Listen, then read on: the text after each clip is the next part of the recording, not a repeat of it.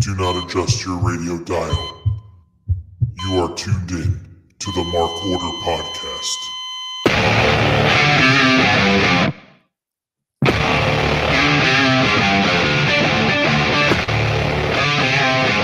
Join the Mark Order.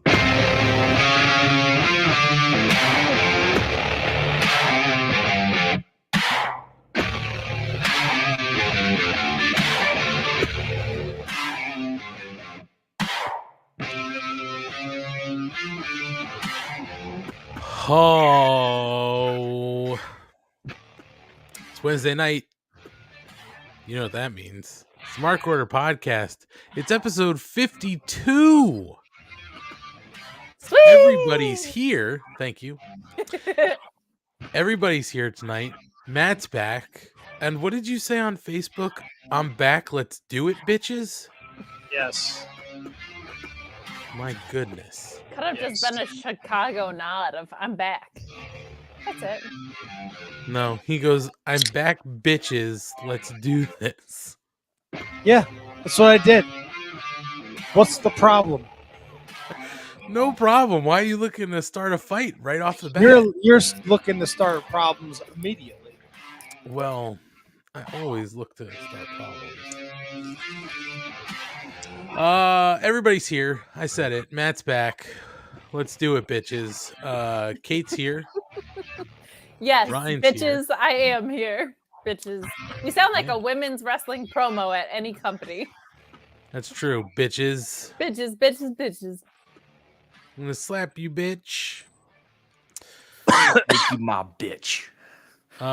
So let's Do see. does Ryan have the hype bros as his background? I was gonna say that's definitely He sure does.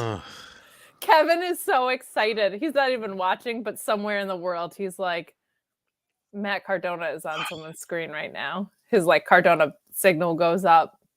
By that I mean his dick. terrible. Get him out of the way early, kids. Come on, Ant, wake up. I'm trying. Wake up! So what's good, everybody? Matt, long time no speak. How are you? Great. You sound Okay. great. That sounded really positive. I don't know. What do you? I don't know what you want from me. Good. All right. Busy. what? Usually you talk, but You know. here's what's gonna happen. Oh, because Here's what's gonna happen. Ranting and raving, and I'm gonna upset someone. Then I'm gonna get a text message. You can't say that. Blah blah blah blah blah. So I'm not gonna say anything. Wait, what are you talking about? Who's texting That's you? Getting Never upset? happened on this show. Nobody yet. That's why I'm not saying anything. I'm just gonna. I said I'm good with that. I heard ranting and Raven. So apparently Raven is involved in this somehow. I'll leave it at that. All I know is that Matt's going to be really short with what he says now, but later we won't get him to shut the fuck up. We'll be going on 3.5 hours because he won't be able to stop talking. Because we have to talk about figures, which is going to take up 600 hours that I don't get to participate in because I don't care about figures. But the Jerichos came, and the Exploding Deathmatch hasn't arrived yet. Well, it's okay. We will Nasty. get to that. We will get to that. Schlong, how are you? I'm good. Apparently, I'm not nearly as sassy as our other members tonight. Jeez. My goodness. It's always the infighting. Kate, how are you? I'm good. I'm a menace today. I'm sorry. Everybody's a menace. Call me Dennis, Aunt, because I am a menace today. I will not do that. We do have figure talk. And talk about figures. So, Kate, do you know who's in this figure box? Cruise director Mike. Well, then, fuck you. I'm not even going to open it. Is it a Chase cruise director Mike? It's not a chase. Oh, I didn't know if they made them for cruise director Mike. This one actually looks pretty good. Is it beautiful on the inside? It is. It actually looks really nice. This is the Shop AEW exclusive cruise director Mike. That's weird. It looks like it says Chris Jericho on it. No, it's really cruise director Mike. Okay. Man, I was pleasantly surprised at this one. This one looks good. I'm excited to receive mine. My wait a minute, you didn't get it? No, I haven't got it yet. My thing says by the 28th. What else did you order with it? Anything else? I just ordered. I just got 2 of them. Oh, So we're just waiting. interesting. I also got some shoes in the mail. I showed you guys. Yeah, buddy. Yeah, Very show. obnoxious. I feel as though you should show the people. I can. I got new shoes this week too. Did you? Yeah, I go on these really long walks, and my feet were starting to hurt, so I needed some better shoes. You Wait, got old where man do you shoes? go on walks? I got the Patriots path around me. Okay. Goes up into the hills, down in the valleys. Yeah, Matt's a great patriot. He walks the path. It's nice. He I does. throw my AirPods in. I put on the MLB Network radio, and I go out into the world. Now that Nice. we've got baseball on the way, it makes sense. Yeah, it's better than sitting around looking at fucking wrestling Twitter. Makes you want to kill yourself. Half the people on there should. Oh, okay. Well, why? enough. What has been Everyone's going always on telling wrestling me not Twitter? to say things. Half of you should kill yourselves. Absolutely, 100%. Here's my shoes, by the way. Those are what do they? Does the green thing do anything? Pump. Nope. They are, I believe they're pumps, but they don't, like, there's no pump on it. So it's just for show.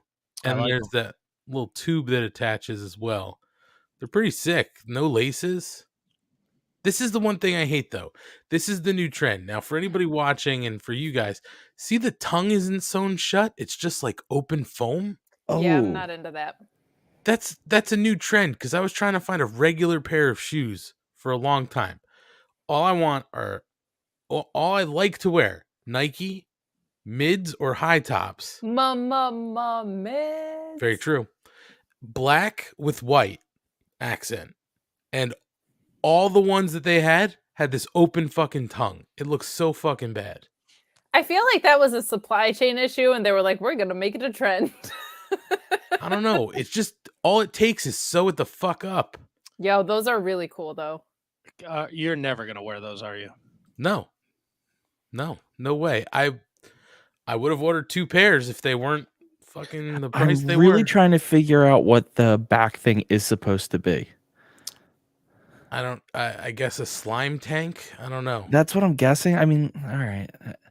I'll roll with it. They're pretty sick though. They look Oh, great. they're absolutely great, but I'm just trying to figure that out. Yeah, they're really good, cool looking.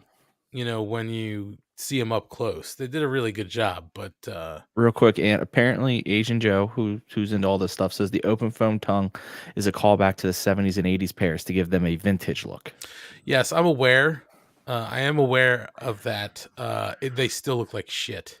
Oh, I don't like it. Sorry, you don't like it. So I do. Something weird did happen to me over the Ghosts? weekend. What happened? Butt ghosts. So no butt goes, but it's very weird. Sunday, I got a fraud alert on my phone, and it turns out I thought it was my credit card got stolen, but it was just Kate was a fraud and never showed up to WrestlePro on Saturday night like she said she was going to. I never fully confirmed. This podcast is one of those too, huh? Kate called. I said probably. Kate called my wife a fraud last week, so I have to call Dang. Kate a fraud today. Wait, why did I call Gina a fraud? I don't know, but you did. I did? She was very surprised by it. She was like, "Us Quite girls frankly, got to so stick am I. together." I am surprised by my behavior too. No, I she don't didn't know why say I did that. Mrs. Money, remind me why I called you that, and I promise I will make sure I turn it around on Aunt, because Aunt's probably the fraud. Wow. How the fuck did this happen? I don't know. So I went to WrestlePro Saturday night. Sorry. Oh, I called her a coward. That makes more sense because it was probably, oh, you guys didn't want to sit in the front row. That's what it was. She was like, I can't be that close to the glistening abs of Tony Nese. And I was like, you're a very true. coward. That makes way more sense. Well, we did see Nice, and as Mrs. Money said, he's a vision in blue. So he was great. It was odd though. LSG was slated to appear, and he did not show up. Uh-oh. So Kate not there. LSG not there. Just saying. One of us was at a family party and the other was at Impact tapings. So So why was LSG I was at your at family Impact. party? Yeah, I don't know. You're gonna have to ask him that. I didn't appear on Impact, but I was backstage. So Why would you spoil that? What a I'm spoiler. sorry. These was two love really spoilers, man. Wait, that she's on Impact? I mean, I would want that Oh. spoiled. I understand what's going on here. I don't like the spoilers. I had a weird wrestling dream. Did you? Go on. Oh, it was fucking weird. Do you I guys was- have dreams? I was at a it was like half a post office, half a White Castle. And I was mailing things and ordering food. At And the same time? CM Punk was there, Chicago Mid? right? And I don't know why, because I've watched like no wrestling in like the last week and a half. Because he's in your head. And I had my New Japan hoodie on, and we were like standing next to each other waiting for our food, and we like made eye contact, and he's like, "I'm CM Punk." I'm like, "I know, I just didn't want to bother you." And then we were like buddies, and then I woke up. Did you have a sex dream about CM Punk? I know, we were just Are you hanging out sleep jacking? It's post office, White Castle type of thing. That's the part of the dream I don't understand. Like, I could get the wrestling part because you are pretty involved in wrestling all the time, but the split of this White Castle and post office. Yeah, it was the I fucking think it's weirdest thing. great. Why not? Like, you And I gotta go was- drop something off at the post office. You want a little slider or something on the side? Get yourself a, what is it, a crave case? Yeah, I'm always think we mailing thought- things, so I don't know. You are always like- mailing things. And And, I like getting the mail. Just in general, it's very exciting to get the mail. well, for Loves you, mail. because you order stuff all the time. Matt's Yeah. always getting treats in the mail. It's fun. His Uh, guys so- are always showing up. It was a pretty wild dream. Like there was nothing, and then we just like were talking, and then I was like, "Hey, is it weird if I take a selfie with you?" And he was like, "No." Dream No, Punk not is so weird at all. nice. I love that. We took a selfie, and like nobody else knew who he was. It was fucking weird. Did you know it was a weird. dream when you woke up, or did you think it was real for a minute? No. When I woke up, I was like, "That's a fucking weird dream." Why was Well, that? I mean, we all have dreams we think are real for a little bit, and then we were like, "What? Wait, no, that was No. a dream." There's no such thing as a post office White Castle. If anything like that existed, I would know about it. Those are like my That's two very favorite true. things. It almost sounds Confession. like one of those rest stops where it's like a bunch of different things, or like those combo like Taco Bell, Pizza Huts, or whatever. But one of those things is the post office. But you are at the post office frequently. It was weird. It was strange.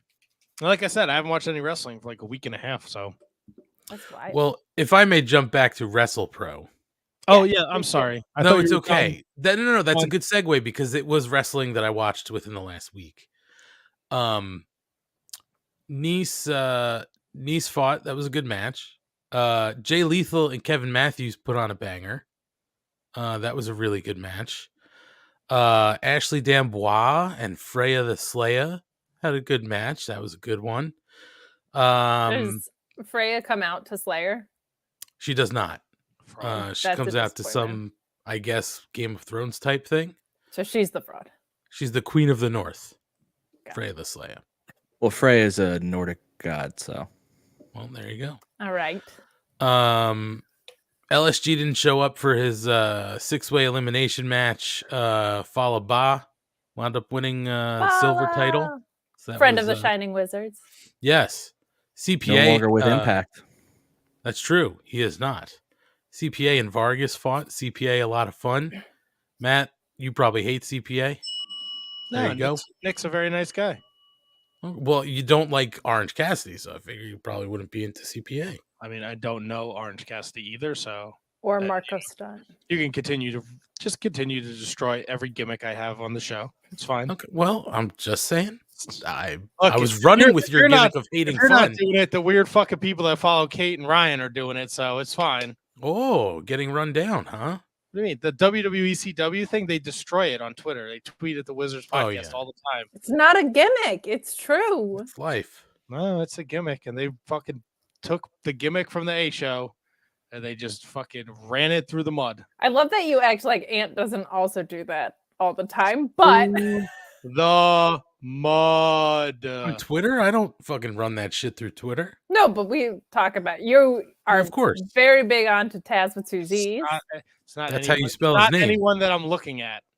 It's your weird followers on Twitter who just destroyed the gimmick. Very true. Ruiners of The Cape Fame Army. Sucker. Listen, the CPA gimmick where he before he wrestles, he takes off his shirt and tie to reveal another shirt and tie underneath is fantastic. And then he got angry at one point and was like hulking up, and he ripped off his shirt and tie, and there was a third shirt and tie underneath. I'd be so goddamn hot. I don't know how the fuck he does it. He took Suit and Tie by Justin Timberlake very seriously when that song came out. And he was like, as long as I've got my suit and tie, he was like, So I'm going to serious. have that at all times under any circumstances, even if I have to wear 6 of them to the ring. Totally. We also saw Bear Country fight the Rock and Roll Express. It's just, I also find it funny. I said to Gina, they're using yearbook photos for Rock and Roll Express. They did not use a current photo for the No, card. why would you use a current photo? I mean, because they're like 90. And the My picture of favorite them thing is about like- that is, by the way, is because of the delay a little bit between when Ant spoke and Matt spoke. He gurred after Rock and Roll Express, not Bear Country, which is way Same. funnier to me. Oh wait, Yeah. who's got a delay? Do I have a delay? No, just like Matt. It was just a there's natural delay. like the natural delay. Like as soon as you heard it, you gurred, but Ant had already said Rock and Roll Express. Match was a little slow, if you could imagine why. They're 90. But the main event of the evening, Joey Janela versus friend of the Shining Wizards, Barry Barry Horowitz. You really throw the term around like loosey goosey. What? He's Oh, did the show. sorry. He's not a friend. He's your friend. He was on. You talked I to think him. I'm more friendly with Joey Janela than I am with Barry Horowitz. Barry Horowitz is on that weird like I belong in the Hall of Fame thing, and I'm Facebook's friends with him, and I'm like, but you don't, Barry. You don't. You gotta pipe down, buddy. Well, I'll just say this. If Barry went down to the mat, it was very hard for him to get up. I mean, I don't he's know not- what's going on with his knees, but those fuckers don't bend. He ain't no spring chicken, man. He was doing the JOB every night in the 80s and 90s. Bro, he can't bend his knees. Yeah, I don't know he's- what's going on. He's But he fucking- probably shouldn't have had the match he did. he's an oldie wrestler. So Janela bumped his ass off. Is that what I'm to understand? Because that's No what it was. fucking dude. Janela went off a ladder. He put Horowitz on a fucking door that was stacked between 2 chairs, and went off a ladder and put Horowitz through through a door. He fucking put Horowitz through a plywood sheet. Like Horowitz took fucking bumps. I But don't know. Seems bad. yes, What happened to are tables more expensive than doors now? no idea. I Yes. said to Gina, I don't know why they had a door under there, but it paid off. You can get a flimsy door, I think, way easier than you can get a table that'll break. That is what GCW started doing it because it was cheaper, and then it like caught on as a thing because you could also just use like set them up in the corners for weird spots, and if you're doing hardcore shit, you can like put the barbed wire on them and stuff. So they're just like a little bit more resourceful of a tool. But my understanding is because they're cheaper, GCW started doing it, and then everybody started doing it. I also just think it's easier. Like you go to you can go to Lowe's and get a door that'll break, no issue, because they're hollow. And okay, Kyle K. Sparks pointing out that Barry True. Horowitz and Sting are the same age. Yes, we did look it up. But Sting didn't spend his whole life losing and trying to make the other guy look like $1 million every True. single night. Sting is also just an anomaly. Like William Regal is 10 years younger than Sting. Like it was like, I can't do this anymore because of my age. And Sting was like, I'm 10 years older than you, and I'm going through a table off of a balcony. Like it's just crazy. Sting also benefited from the style he wrestled, which was Hogan-esque, to be fair. Yeah, very true. Joe Walsh says he just bought a hollow core door for $16. There you go. That's what I'm saying. That There you still go. seems expensive for a WrestlePro, but I'm just saying. They also make a really good sound when they crack those hollow doors. Like the sound is the plywood sheet, board made a fantastic sound. See, now I feel like plywood is way more expensive because I went to Lowe's the other day, and wood in general is fucking expensive. So you're better off just getting those doors. No, I agree with that. Yeah, wood I think is definitely more expensive now. But it was a fun match. We had to be on TV during the main event because they came up into the bleachers so that they could throw Janela down the bleachers. He came right by us. Did the KJG? He was up there doing some crowd control. Was he by you? I don't think he was by us, but he looked nervous. Like, oh my god. But he did the JOB. He knew what was going on. All right. It was a lot of fun. It was a fun show. They put on a nice little event there in Rawway Rec Center. Matthew, I have a question for you. Yeah. 'Cause you're the only one who may know this. Maybe Ant does, but I know Kate and I won't. For Horowitz, so he was a jobber his entire career, but like like Steve Lombardi, Brooklyn Brawler, and all that, he was used as a test. If they wanted to see whether a guy could go or not, they'd go against him. So he actually had a very important role. Do you know if Horowitz was the same, or was he just lose guy? I mean, I don't know. I'm sure. I mean, he kept the job with the WWF for as long as he did, so I'm sure they put him in the same category as the Brooklyn Brawler. Yeah, I just remember the Brooklyn Brawler was notorious for that, not just being a jobber, but being like the test. Like if they wanted to see if you could go, they'd put you in the ring with him. He'd lose, but to see if like you actually had skill. Gee, a guy that was billed as a monster but loses always kind of sounds like fucking Nyla Rose. He was, first of all, Brooklyn Brawler was not a monster. Well, like a brawler. No, he was just looked like a homeless dude who wore a Yankees t-shirt. Yeah, who collected garbage. Any one of us could be the Brooklyn Brawler in looks, so it's also true. He is a douchebag too. I think the real test, by the way. I think the real test, Ryan, was Test. No, the real test was 1, 2, 3 Kid. That makes sense. He was fantastic. I was just going with Test because of his name. I liked the test He's too. like he's you know. Okay. You know, Fair enough. He's just making faces. Oh, that's why you got to watch on the YouTube. Very true. There you go. Come on. So that was my Saturday night. That was a lot. Did the lady get a picture with Mr. Abs?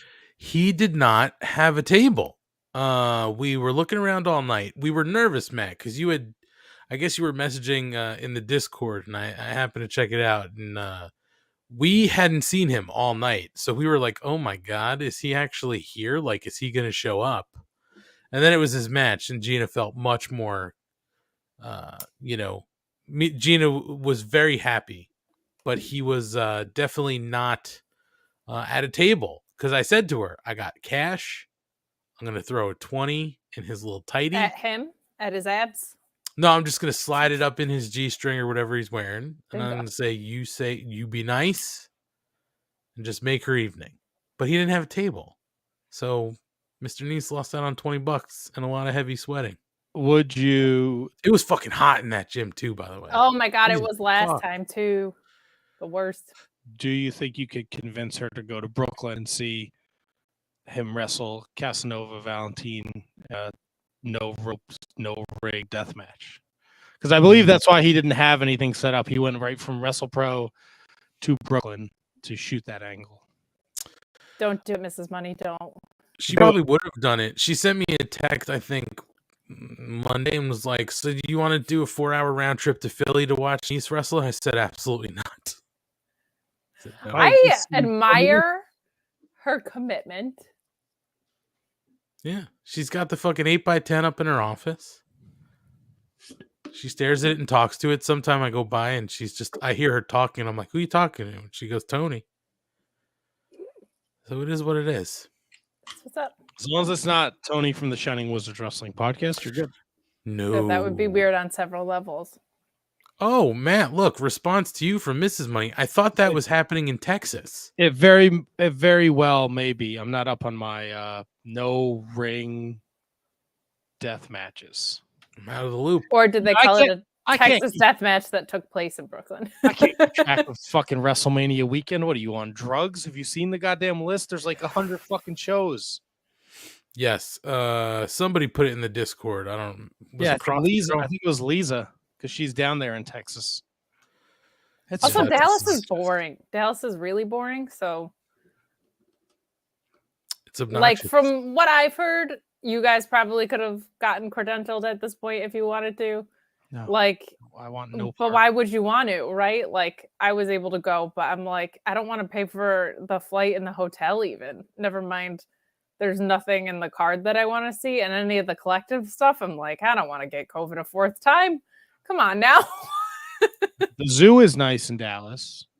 Zoo, okay. They have a nice zoo, and Uchi, if you're into sushi, is a fucking banger. I remember you talking about the sushi place. But other than that, it's like my experience there was like this is a very businessy city.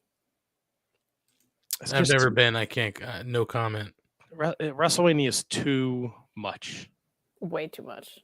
The whole week, it's It's 2 nights, and now they have matinee wrestling with the NXT show. It's going on before night 1 of WrestleMania. right, but just everything that goes on WrestleMania week, and we kind of talked about it Monday, like it. You're going to something you want to see, and nothing is. It's not like, it's a this building, and then the building next to it is wrestling. No, yeah.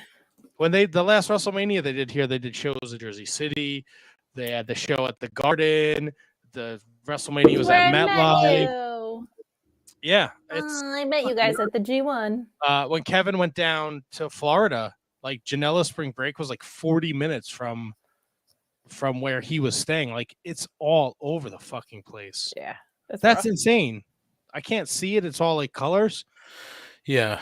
You don't need to though. Like look at Yeah, the I think that's the fact point, that it's though. color coded. Yeah, is a good sign. And that there's so much on there that you can't read it.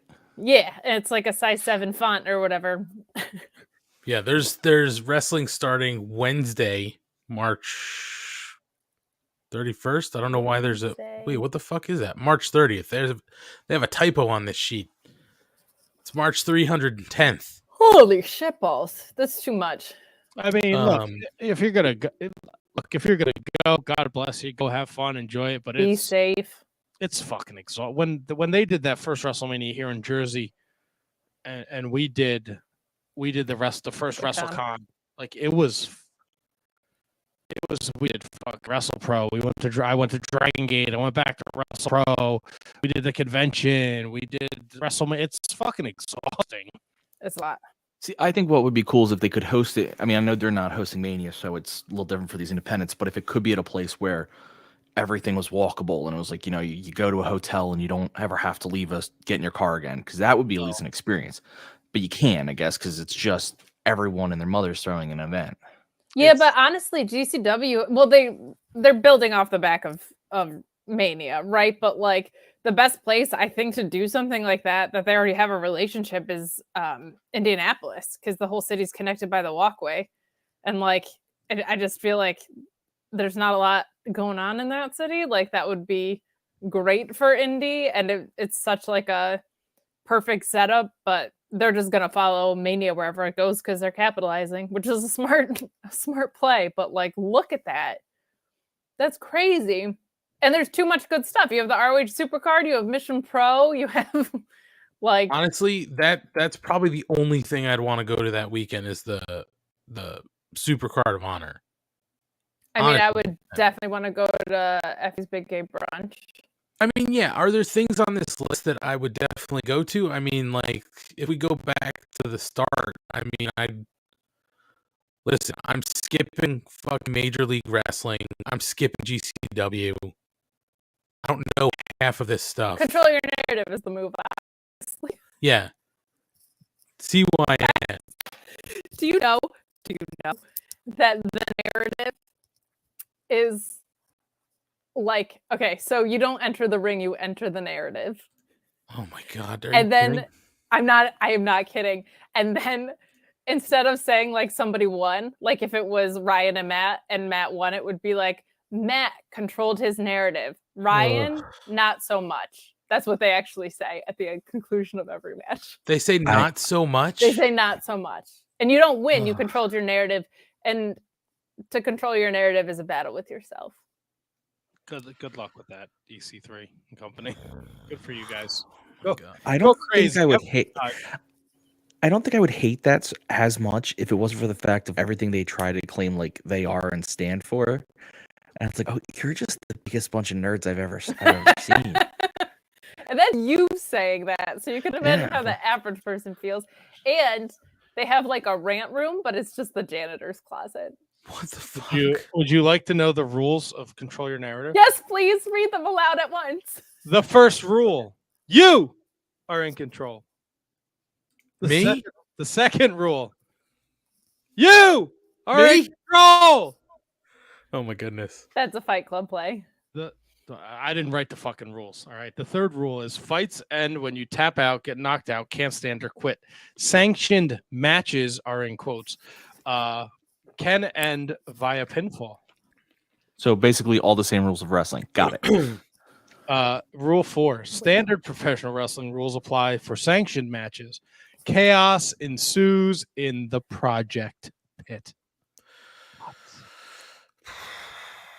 Number 5. Oh, the projects are balls basically they're young boys that remember that Impact cinematic bullshit where like those people were wearing the Control Your Narrative shirts and they were on the ring apron like it was hitting terrible. the side of the ring. They're doing that there all the time, and they're basically young boys, and they're called projects. The 5th rule is no super kicks, no tope suicidos, no Canadian destroyers. All with hashtags in front of them for some reason. Yes.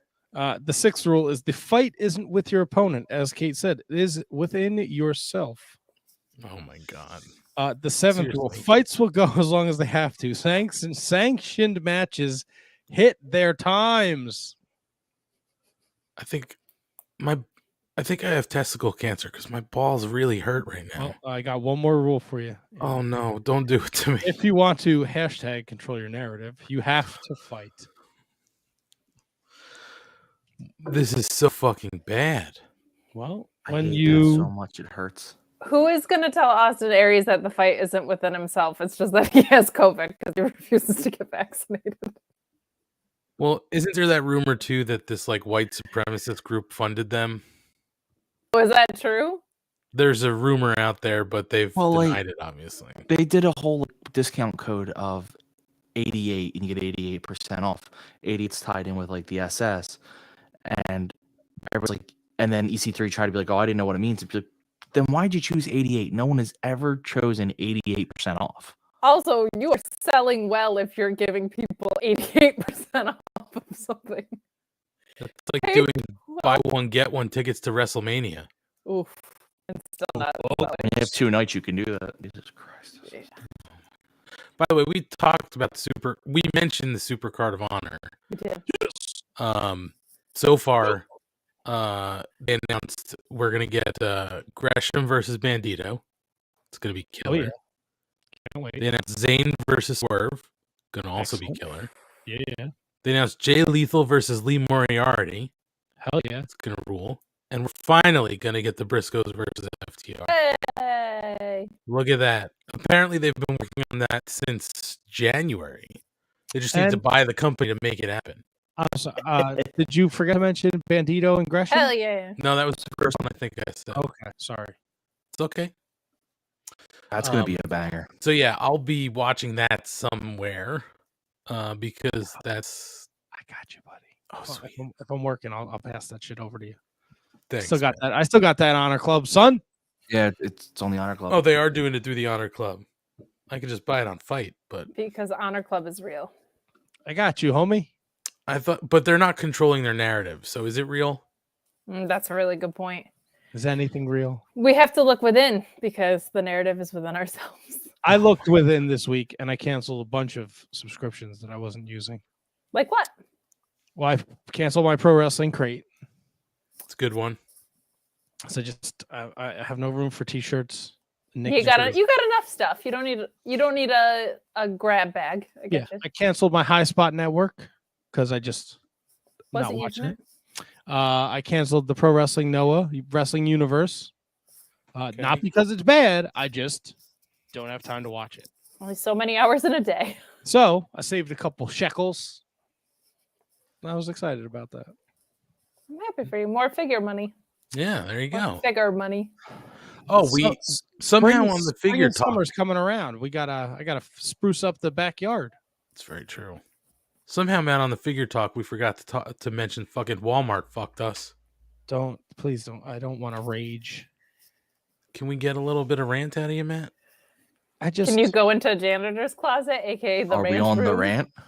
We are actually on the rant. Hey, look at that. We never plug it. We're on the rant. Well, they advertised it. I don't know if you saw that. Oh my God, they did? We're going to be on this week and next week, the WrestleMania week. We're on.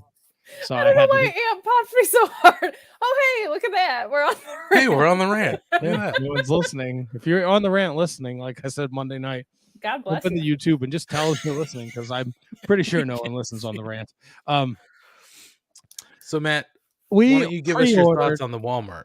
We pre-ordered, myself and Aunt Money. I remember it clear as day. I was working the Chatham Farmers Market. It was a nice June day, and I was scrolling through the Instagram. There it was, Walmart exclusive Sting for sale through the website. Get it now before it's gone.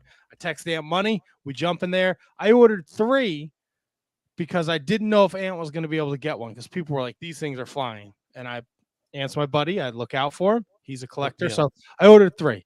Worst case scenario, I could flip it. Yep. And I was like, I'll just get one for Aunt. If he can't get it, we're good.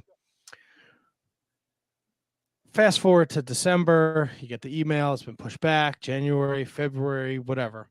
Mm-hmm. I'm setting up the truck Friday. And Aunt texts me. Had to be the bearer of bad news. Wade Barrett. They fucking canceled our orders. I'm still trying to. Don't fucking put it up for pre-order if you're gonna cancel. Well, here's what I'm trying to figure out, Matt. And Marky Mark Kayfabe says his got canceled too, so it wasn't just us. There's people on Twitter I saw were saying the same exact thing. But here's what I can't figure out. Did they actually produce this fucking figure and sell it and not cap the pre-orders? Or did they just cancel all the fucking orders because they can't get their shit together? I think they just didn't cap the pre-order. It's very frustrating. It makes my blood boil. We're gonna make sure what? My blood boil. Oh, blood boil. Sorry,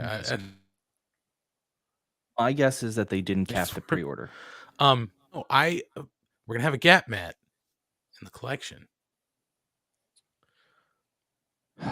They've been showing up in stores, man. That's all I know.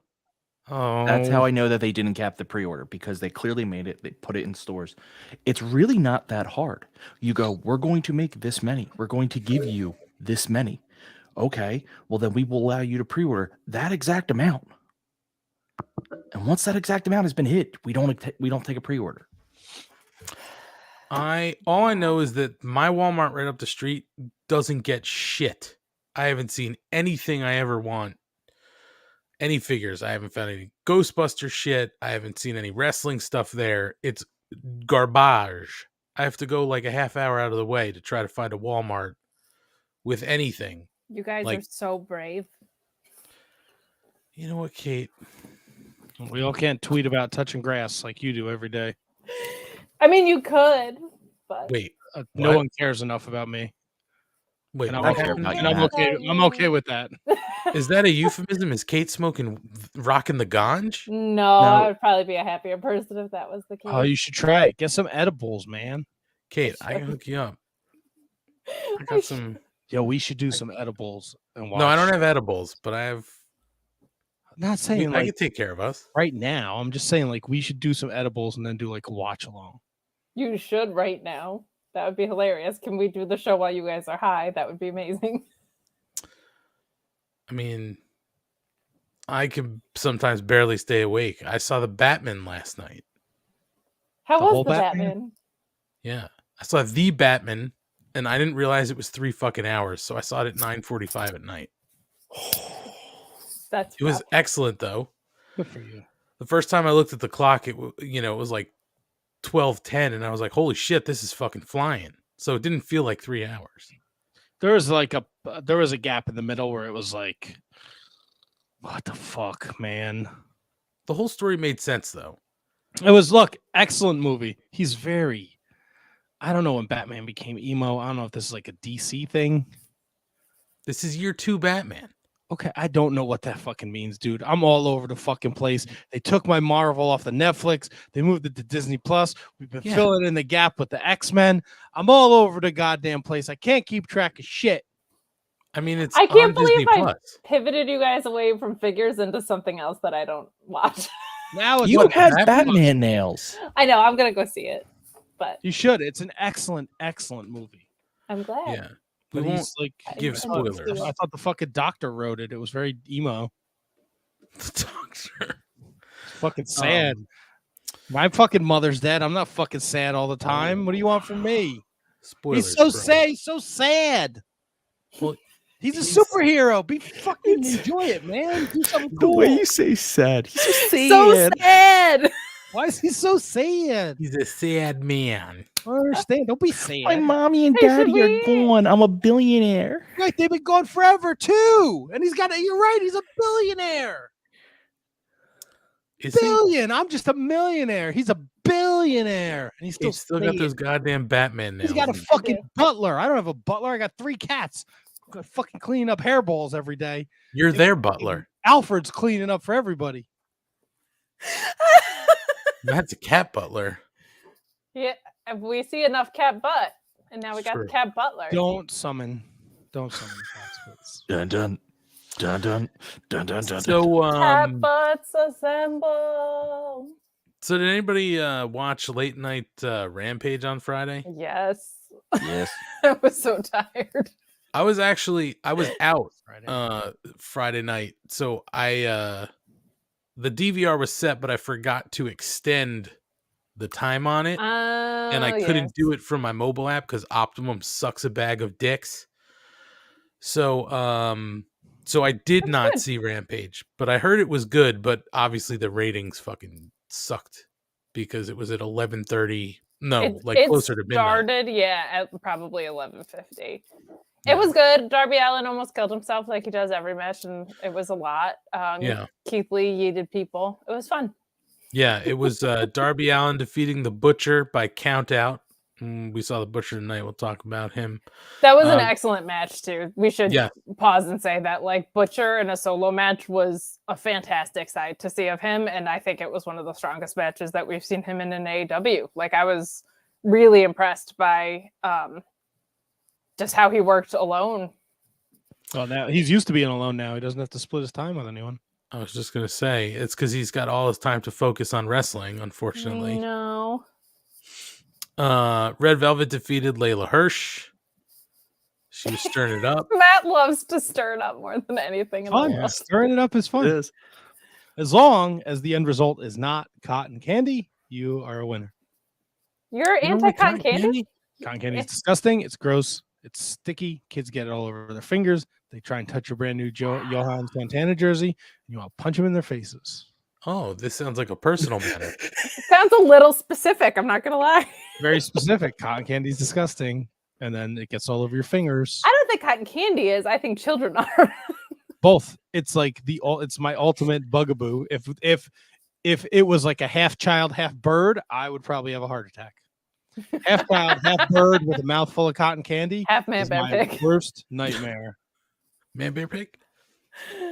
Half child bird with cotton candy in its mouth No, half child, half Half bird, bird half child bird with cotton candy. with like a mouthful of cotton candy just chasing after me. I'm super Right. cereal. Child bear bird. Forget about it.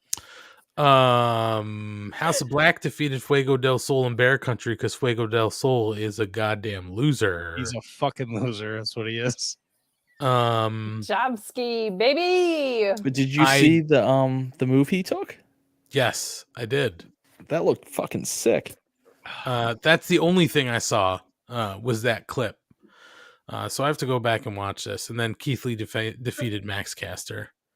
So Just a shout out to Kyle K. Sparks in the chat. By the way, when I called children disgusting, he said, "Have to, can confirm, love them, but holy shit." I guess I forgot Kate can't access these things. no, she refuses to can't. log in. It's okay. Well, when I try to, I sound like a weird robot. She sounds like a robot. A robot. Well, Rampage sounded fun, but nobody fucking saw it apparently. So, not great. Well, Kate did, and Ryan did. I saw Glassjaw Friday night, so that was Hell yeah. it's a good show. Fair. On a scale of 1 to Tony Nese's abs, I give it a 7.5. Assuming that he has 10 abs, which he probably has 74 abs, really. So I have not counted, but it's more than 6. I know that much. Mrs. Money has. She could give us the exact number. she could. Yeah. And like an analysis of how cut each one is. She probably named each one. Which one is best? Thank you. Asian Joe is with me on the anti-cotton candy take. Thank you, Asian Joe. Pleasure. You're both foolish. You're both You are. foolish. Cotton candy's You delicious. have a child? You give your kid cotton candy, let him run around for a little while? I did give him cotton candy once. You know what he told me? It's gross. Dad, Too this is sweet. gross. Don't like it. Did he like Too this is sweet? I tried to give it. He didn't know what I was doing. So That's he said, it's too sweet. And I said, and That's a good teaching moment, Anthony. I tried. He's still working on, the hand Signals? motion. Just glue them together. Yeah, then he'll get it. What do you mean? Just glue it together and send them to school like that. Yeah, I don't have a problem. That's his teacher's fault at that point. You She's like, and gotta- then I think he it's just good. did- Matt decided not to have children with Rhiannon. And then he could just be like Scott Hall. Scott Hall. Scott Hall. A whole day of it. He'll be good. Scott And Hall. he'll never not know how to throw up the too sweet. I will say this, by the way, we had Dark on last night for obvious reasons. Tony Nese was on, and after Nese wrestled, Mrs. Money left the room. I don't know where she went. I'm not asking, but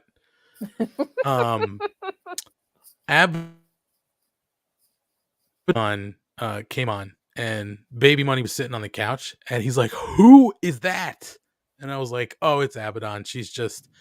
He's been really into he's been talking a lot lately about like blood and zombies and eating brains and dying. So we've been trying to Does distance. I got a couple books if he wants to borrow them. No, Oh, it's no. okay. So we've been trying to distance. So I just wasn't paying attention. I didn't realize Abaddon was on, and he's like, "Who is that?" And I was like, "Oh, it's Abaddon. She's funny." And I didn't explain the whole thing. He's like, "She's got red eyes." And I was like, "Yeah, they're like contacts. Like when Dad doesn't wear his glasses, he puts contacts in." I said, "I can get red ones. Should I do that?" And he goes, "No, it'll look like your eyes are bleeding." And I was like, "Okay, enough of the bleeding." I mean, he's not wrong. He's not. So fast forward to tonight. He's eating dinner and we're sitting at the table with him. And he goes to Mrs. Money, "Mom, there was a wrestler last night who had red hair and red eyes." And Gina, she goes, "Who is he talking about?" And I'm like, "Abaddon." And she's like, "Oh yeah, she's silly, but she's cool, huh?" And he goes, "She got knocked down and sat right back up." And then he goes, "She walked like this." And then he got down on the floor and started crawling around really fast.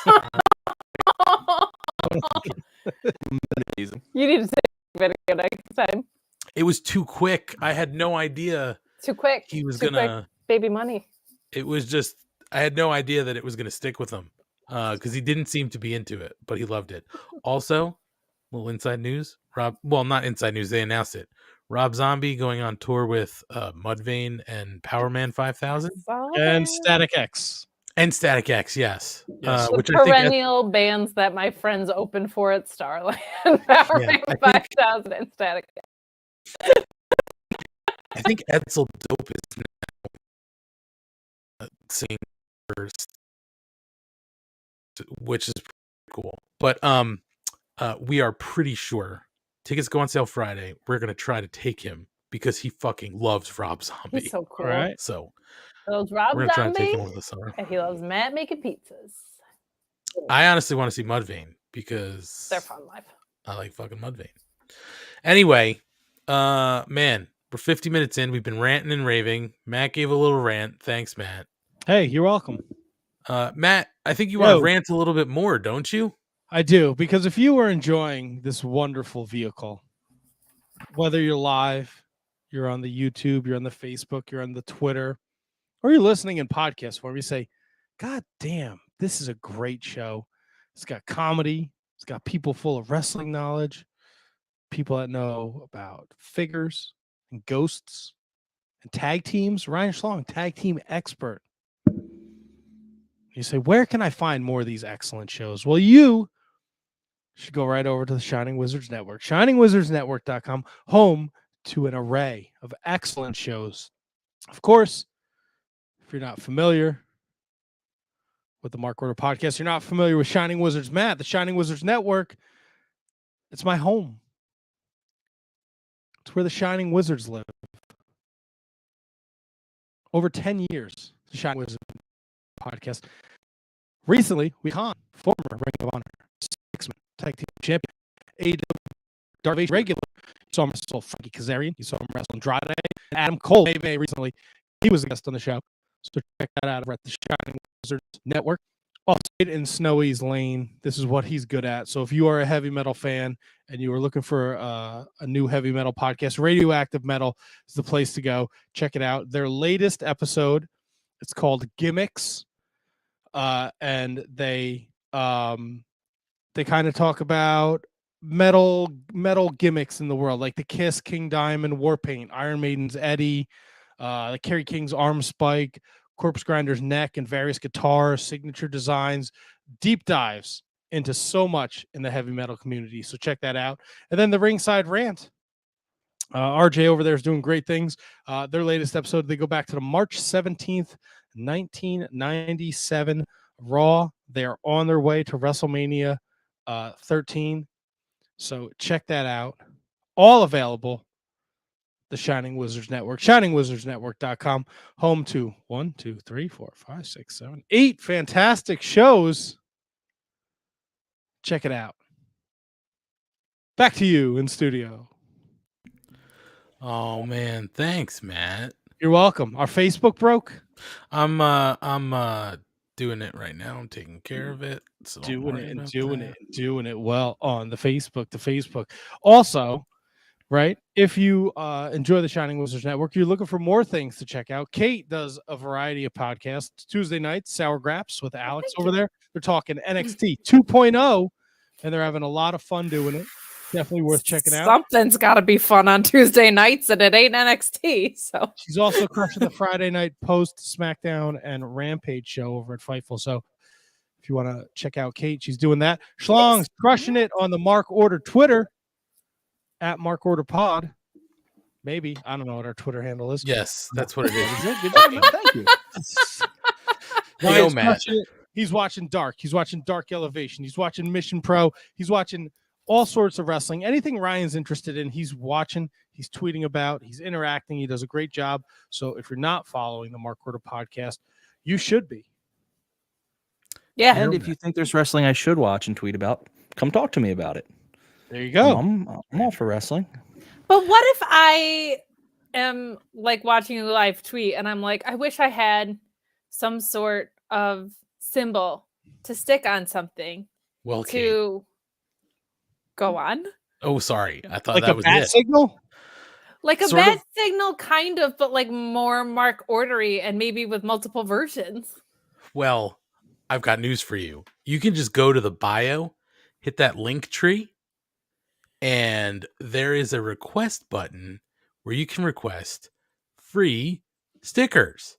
No And- way. Yeah, Kate, we got the V1.0, the rectangle sticker, and we've got the brand new 2.0 round cut Mark Order podcast sticker, and they are free to anybody who wants it. Just like I said, go to our link tree. And what's great is in the link tree as well. I'm going to plug the link tree a little bit. You can find links to all our social platforms. You can find a link to our YouTube and subscribe to it if you're not already subscribed to it. But most importantly, you can request those free stickers. All you do is hit the button, put your name, your mailing address, what country you live in, and then guess what? I send you the stickers. You don't have to look. Asian Joe has a question. He raised his hand.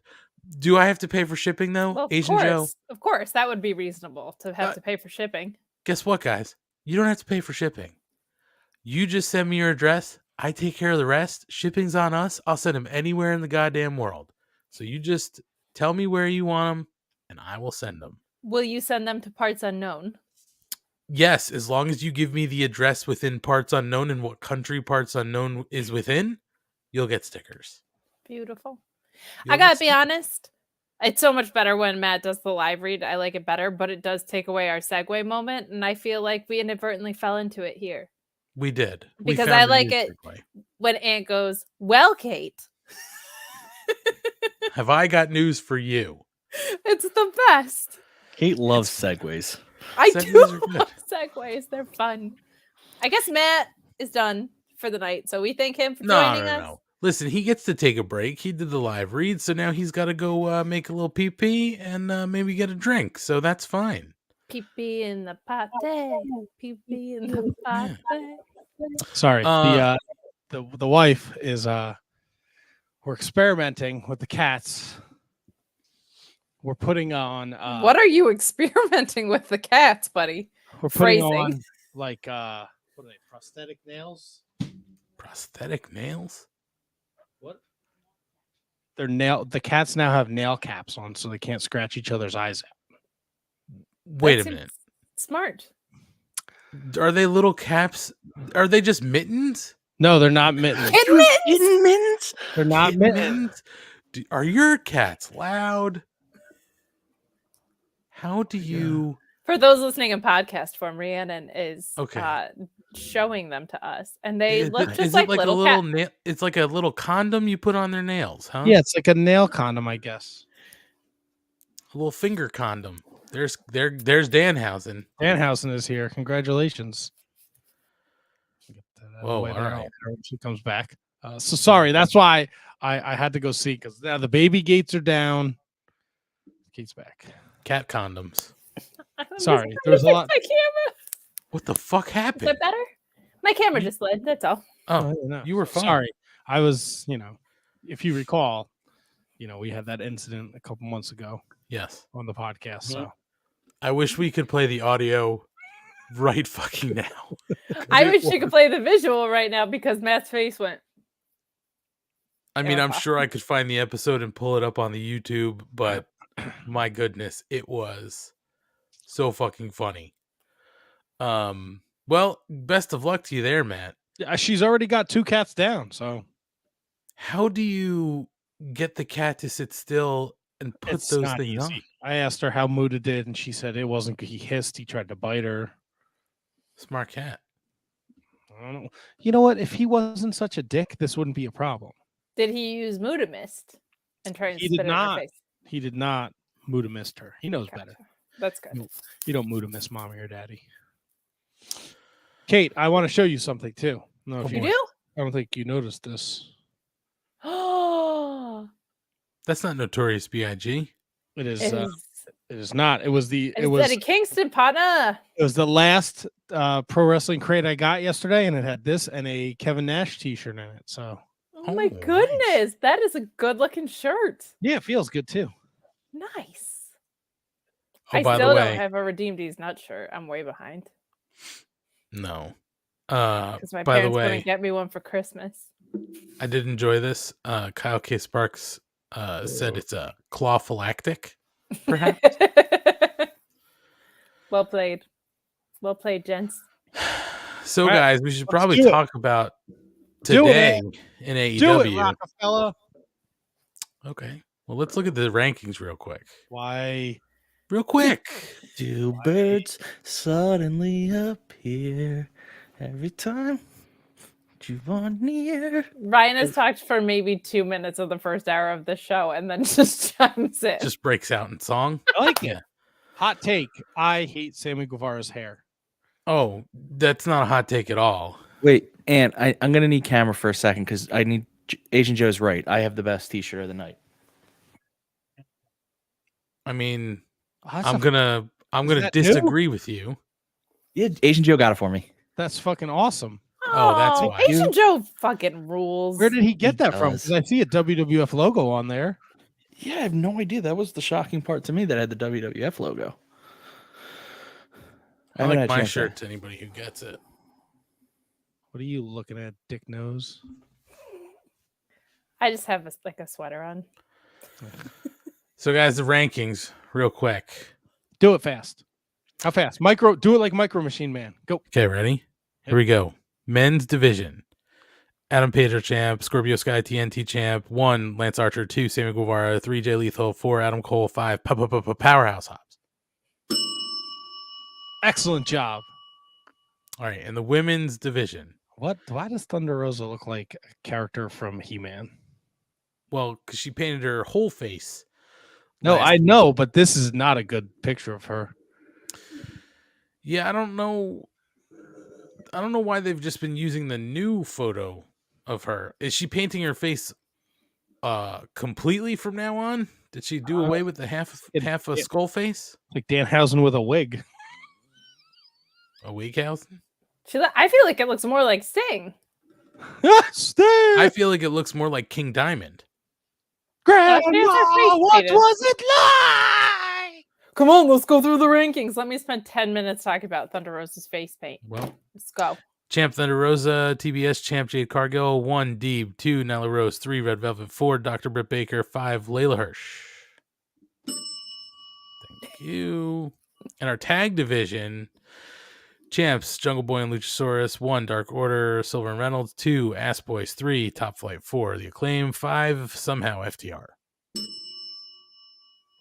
And there's our rankings for the night. Nobody rapped. We just tried to do it quick. We did So it. guys, Step all over my King Diamond. How dare you? I didn't step on King Diamond. I Not said you. it just like it. Not you. Not you, Anthony. Wah, wah, wah. I missed it, Matt. Who didn't appreciate King Diamond? You know we're not low. We are low men on the totem pole. You know that. Who? Me and you? This podcast. What do you mean? Oh, for the love In of the God. king All I hierarchy, said was this that you were like, is- let's fly through the rankings. And then you were like, her face We paint, are it looks the like. bottom of the barrel. She doesn't care. I'm There's no here super more than you. There's no super. Mom and Dad are chats for fighting. I'm her gonna to hide. vote. First of all, pay me. No. Second of all, I'm here. All right. I mean, wait a minute. Control is getting paid an option? Because I'd like to also get paid. Oh, No. me too. Pay me. Pin me. Pay me.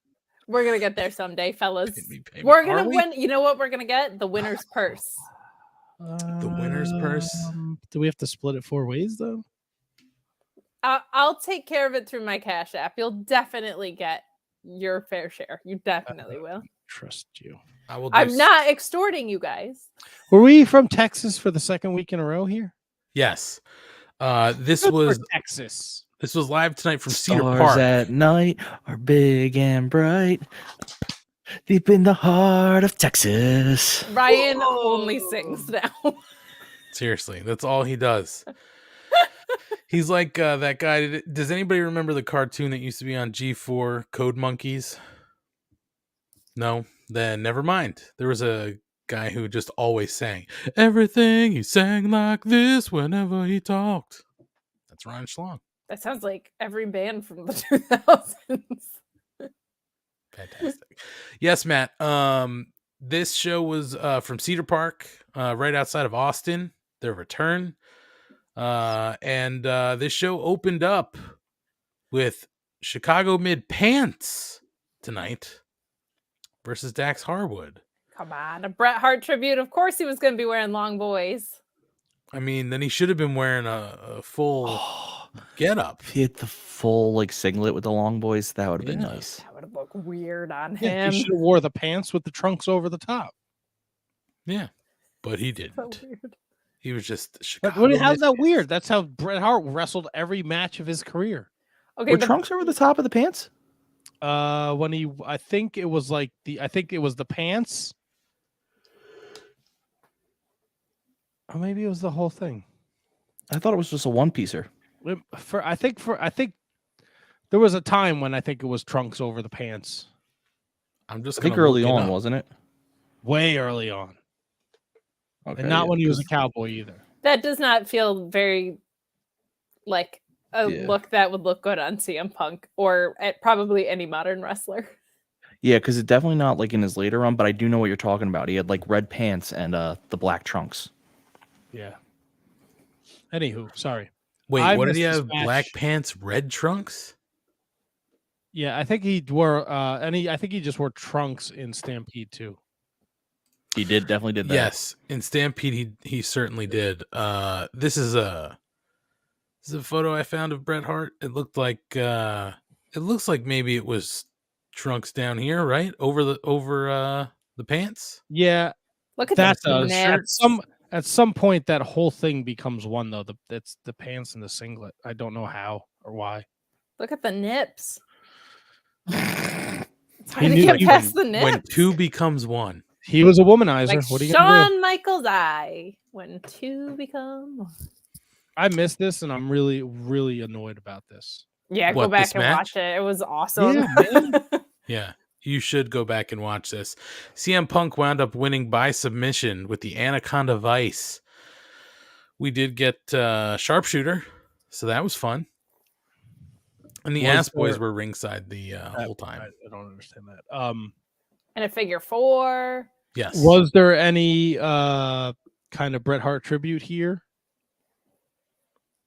Any of you novices notice? I Not- saw, not that I would be able to pick up, but there were like people on Twitter were talking about it. So What were they you talking would about? probably know. Storytelling. And there was some submission stuff that was Austin Hart throwbacky, right? There were a couple of spots, which makes sense because today was the Nice. anniversary of that match. You should definitely watch that match. I'm gonna for sure go back and watch that because I've seen it before, but like stuff like this makes me want to go do that more, which is really fun. But this match ruled. Dax is so good, man. Like I knew they looked like they were both having a ton of fun. Sorry, I didn't mean to just suddenly like dive into it, but like they both looked like they were having the time of their lives. I felt like, and man, Dax with the suplexes is just like he's unreal with the suplex, the Eddie Guerrero ones especially. Like I just really loved that. There was a ridiculous slingshot thunderbomb in there that was so great. Like yeah, Dax hit the like a very Bret leg drop. Like I don't know if it was as much of like a spot mimic thing as just it felt like you were watching Bret Hart feelings coming out of both of these guys, but I thought it was awesome. It's just amazing how, like, as a fan who has been watching for less time, I have come, especially in the past 2 years, like so much more appreciative of just simple storytelling, and it's really, really fun. And I'm sure that's where you guys, especially Matt, have been at for a really long time. But like, Dax is probably one of the best to do it. And I think Punk is right up there too. Like the amount of tension that was built. Like I was sold a ticket a couple of times in this match and just, it was just really, really great storytelling. And like, I like a lot of different styles of wrestling. Stylistic isn't like the thing that I get caught up on. I get caught up on stupid stuff like matching gear that opponents wear. But like, I just love, I've grown to really, really, really, really appreciate fundamentals of professional wrestling and storytelling. And like this match was everything that I wanted it to be. And just like this whole CM Punk comeback run has been just everything that I would want. Like he was facing Eddie. I loved all the MJF stuff. He gets to do stuff like this. Man, I don't know, but I think Bret Hart is going to be around this Owen Cup thing, because they just keep really, really leaning into stuff about him. And I just think that would be the most beautiful thing if they could do that. If Bret wants to do that. But this just, to open the show too, just was such a great way to kick this off. And it just felt like a really great wrestling match. Like nothing, not a down moment in it, not like spots to really pick out, just like from bell to bell, a great story and a lot of fun to watch. At least that's how I felt about it. I think I don't think Bret being involved is such a far-fetched idea. Don't forget, he presented the AEW World Title at All Out before the Page and Jericho match. So he and MJF cut that promo where he was like, "Bret, look out, a fan." Oh, what a dick. Oh, we'll talk about MJF. Yeah, I thought this was a really great match. That slingshot powerbomb looks great every time. And both of these guys, can wrestle. Dax is just so solid. Just a really fun match. The pants are always weird for me on CM Punk. I still just can't get over Chicago mid pants. But a fun match with a little bit of that Bret sprinkled in. So a lot of fun. Definitely something to check out, Matt. So when you get a chance, go back. Schlong, anything you want to add here? I'm a little annoyed I didn't catch on to the suplex spot because Bret had a very unique suplex. He had more snap to it than most guys. So I'm surprised because I do recognize a Bret suplex, but no, it's just a solid match. And I know we'll get to the, fuck it. Sorry if I cut you off with the ass boy things, but it made sense they were ringside for what they're doing with FTR. They're a perfect first opponent for face FTR. No one of a real threat. They're clearly the heels. You're not hurting a popular, good heel team. You're hurting, someone easier, but they are not someone that everyone knows. So I think they're a perfect first mini, very, very mini feud for a face FTR. I kind of feel like they should turn the Dark Order heel. It's going to be impossible. They'll just get cheered. Or something like, maybe it's just because I just truly have no interest in the Ass Boys, but like, I think we need more heel tag teams that can eat spots like this without it being damaging to them coming up. Like, and Dark Order just feels stale right now because they've just been used as a way to elevate Paige for the most part. We'll talk about what happened at the end of the show, obviously, but like, I feel like they need a solution because the tag team division is so good and built with so many teams that need to go over. You need more guys that are just like two guys who can eat some losses that can put over some like inevitable faces. Cause I think we're going to run into this problem a little bit more. FTR, I think, is my favorite tag team. I think the Young Bucks are right there, but stylistically, like I just love FTR and I have absolutely no interest in seeing them versus the Ass Boys. I understand why they're doing it, but I just could not care less. Like it just feels like such a waste of FTR to me. Can I ask a question? I don't want to derail the podcast. Go ahead. So snarky. The Punk pants tights thing, right? Is there? It doesn't work for me, right? But I can think of a bunch of wrestlers who went from tights to long pants and long pants to tights, and it never bothered me. But the Punk thing is weird. Like when Macho Man went from tights to the long pants, no issue. When Triple H went from long pants to the tights, no issue. But the Jericho did it too. Yeah, the Punk thing is weird. Like if the Hardy Boys went to tights, that'd be fucking weird. I'll tell you why I think it's weird for Punk, because he's going back and forth. It's not a consistent look. Like he didn't make he's not even paying attention to me. No, I'm looking at the figures. Oh, I'm trying to figure out like who else has done it. What I heard was I'd rather hang out with the figures than talk to you guys. I'm making fuck you. I'm making a conversation. I don't think it's that weird. I haven't heard a lot of people saying that it's weird for them, but it's weird for you. It is. It's a little weird. And I think Anthony's right because he goes the whole WWF run, he was just in tights. And even Ring of Honor, tights, and he did the basketball shorts. We never saw these long boys. So it's weird. I think I just like long boys better in general, so it doesn't like weird me out. Because I just think like a personal thing. Yes, I mean, I prefer long boys to short boys, you know what I mean? But I don't know how that works because I'm a man. I don't know what a female prefers. You don't know if they prefer a small or a bigger dick.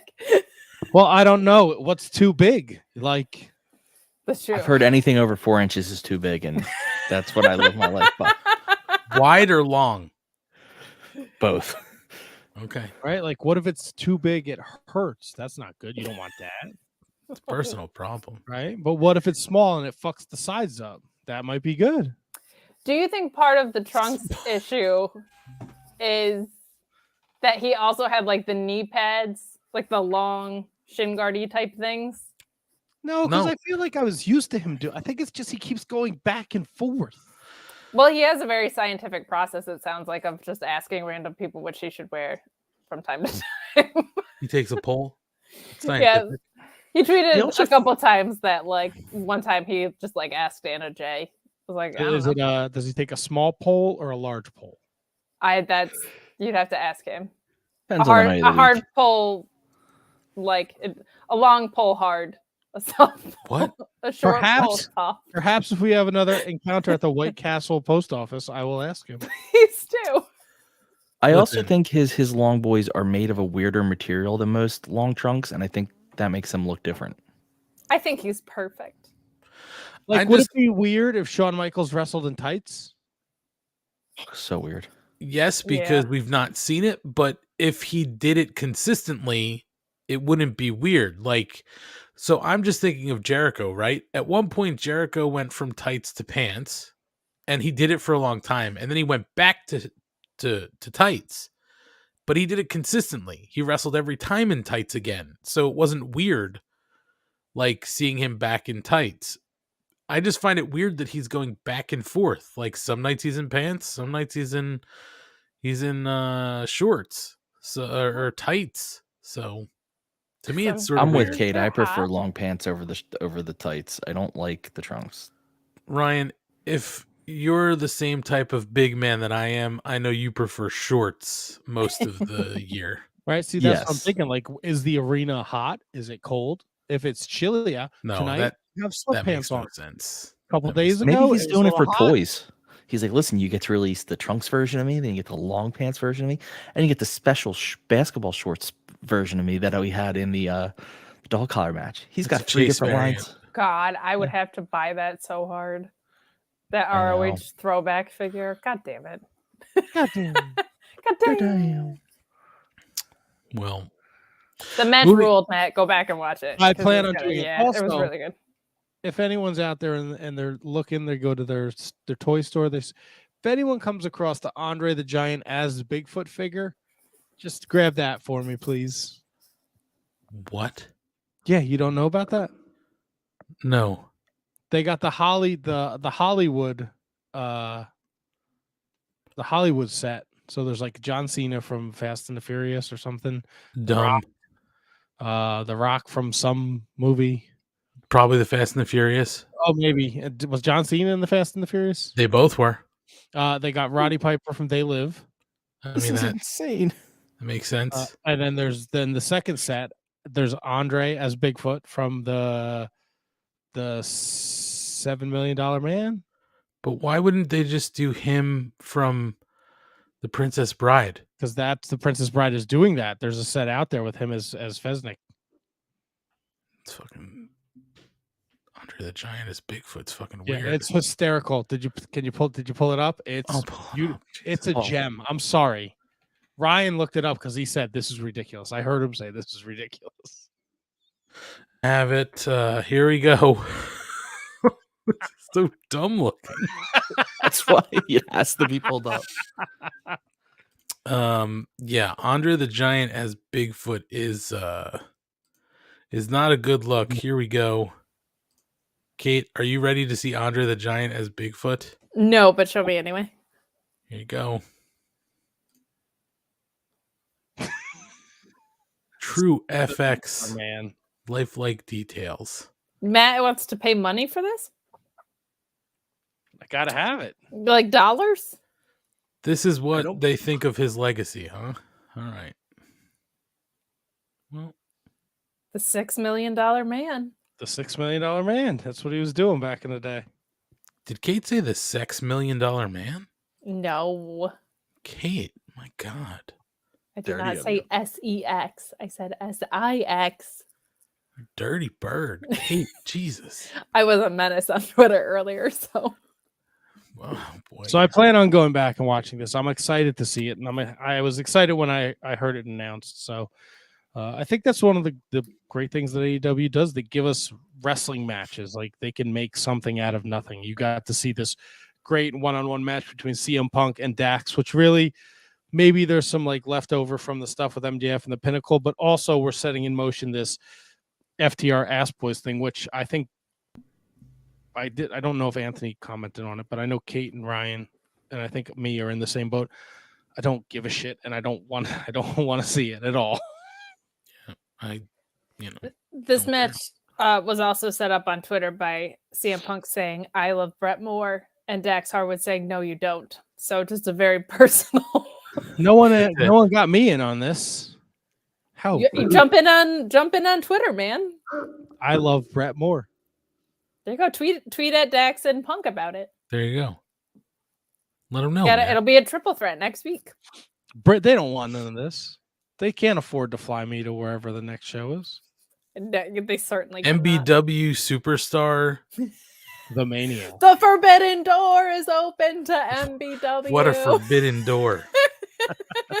They could keep that one locked. Just cut to a vignette of Matt unable to open the door.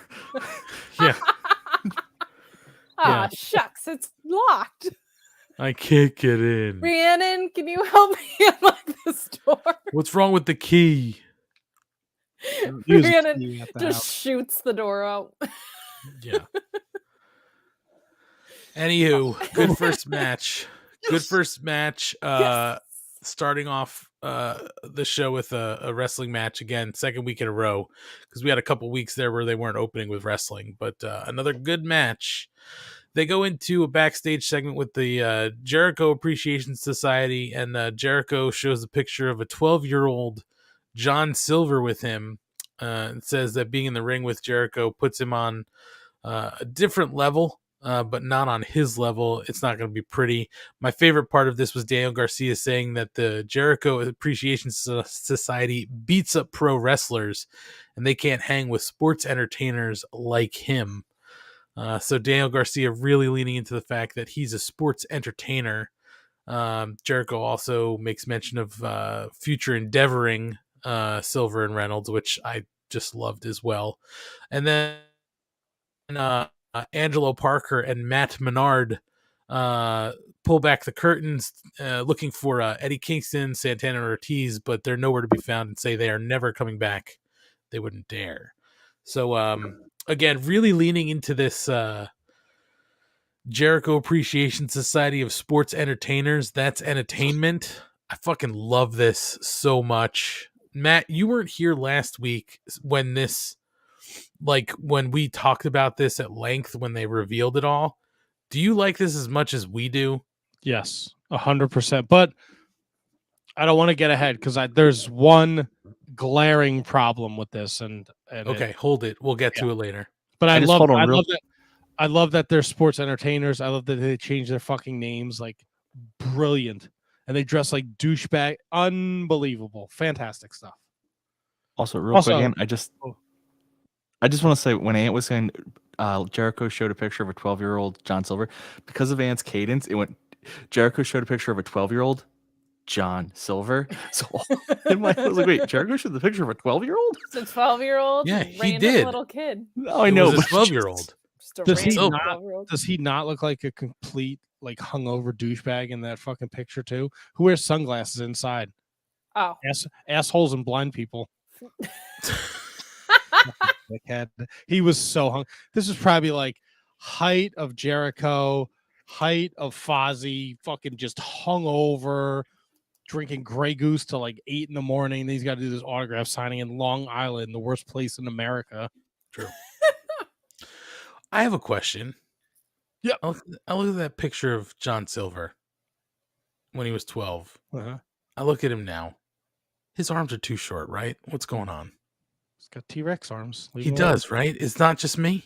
I saw a fun picture of somebody in this on this show at an autograph signing. From this show? Yeah. Who was it? It's you fucking Mark. Your wife shared it in the Discord. Wait, when was that? You with the 3-man Oh. band. Yeah. The 3-man band.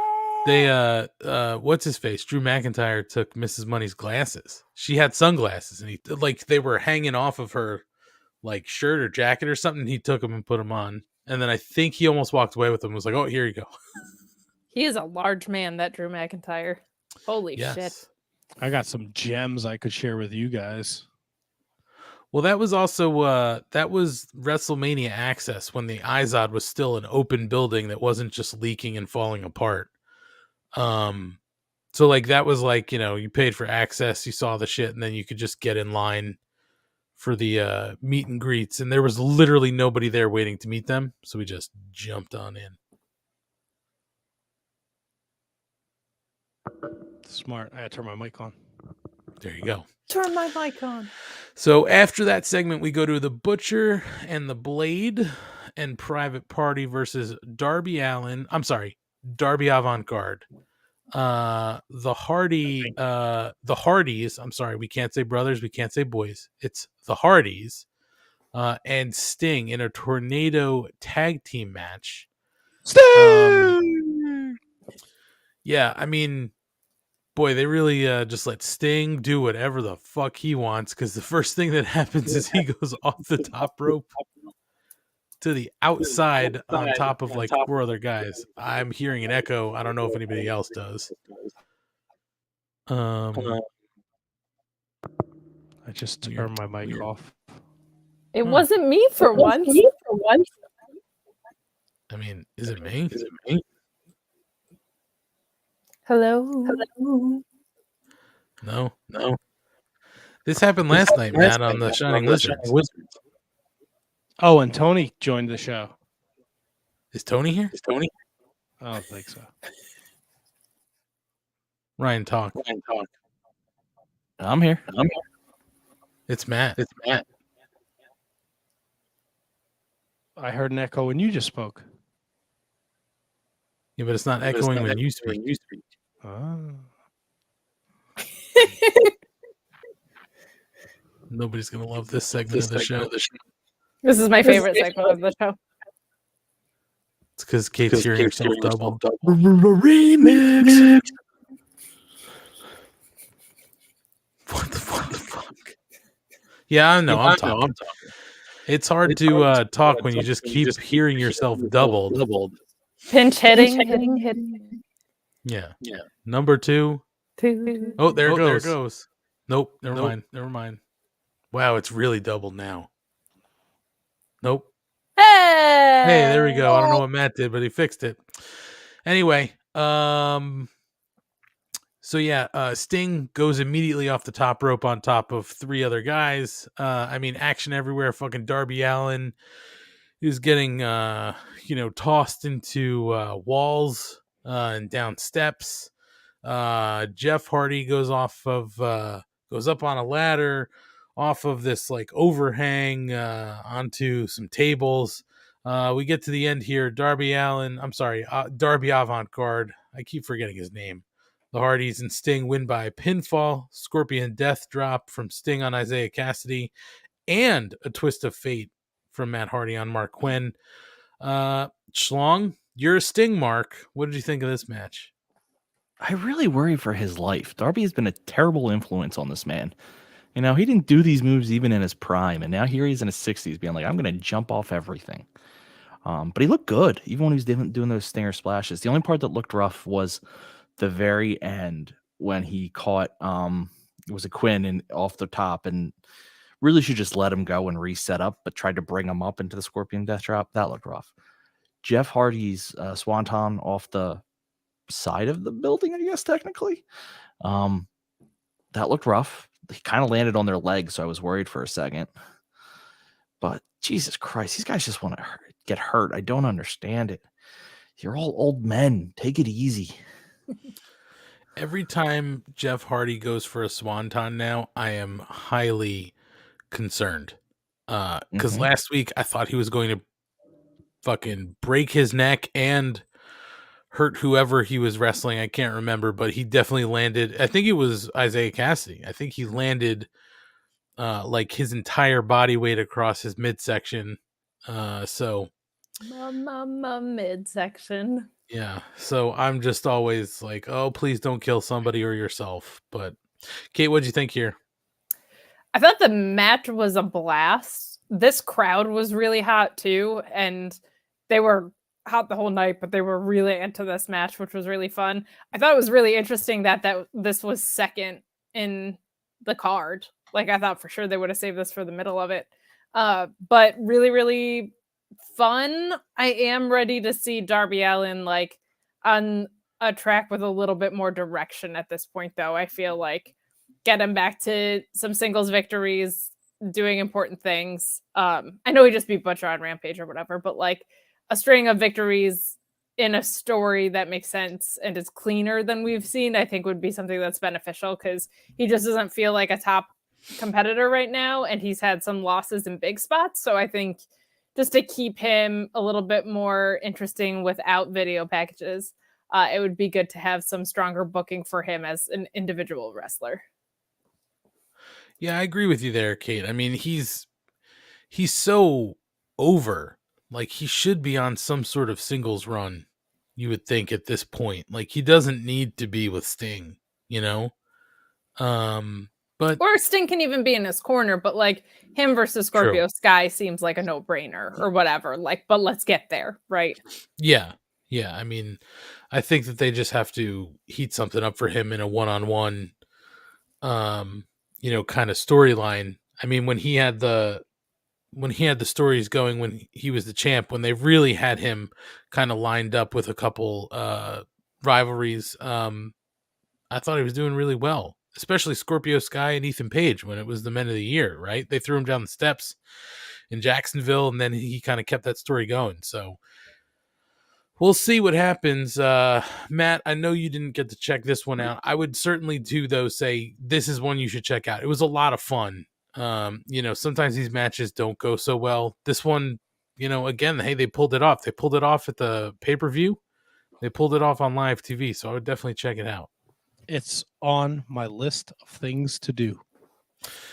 And just again, because we talked about him briefly before, but the Butcher just looks fucking great. He looks like he's in fantastic shape now that he just has to focus on wrestling. So yeah, this was a lot of fun. Now here's where we go backstage to FTR, and they basically caught the ass boys. So we're set up this match for next week on Dynamite. Again, none of us really care. Can I share something with you? Go ahead, Matthew. This is when I got to meet Jim Cornette, motherfuckers. Oh my God. Oh, what happened to you? My goodness.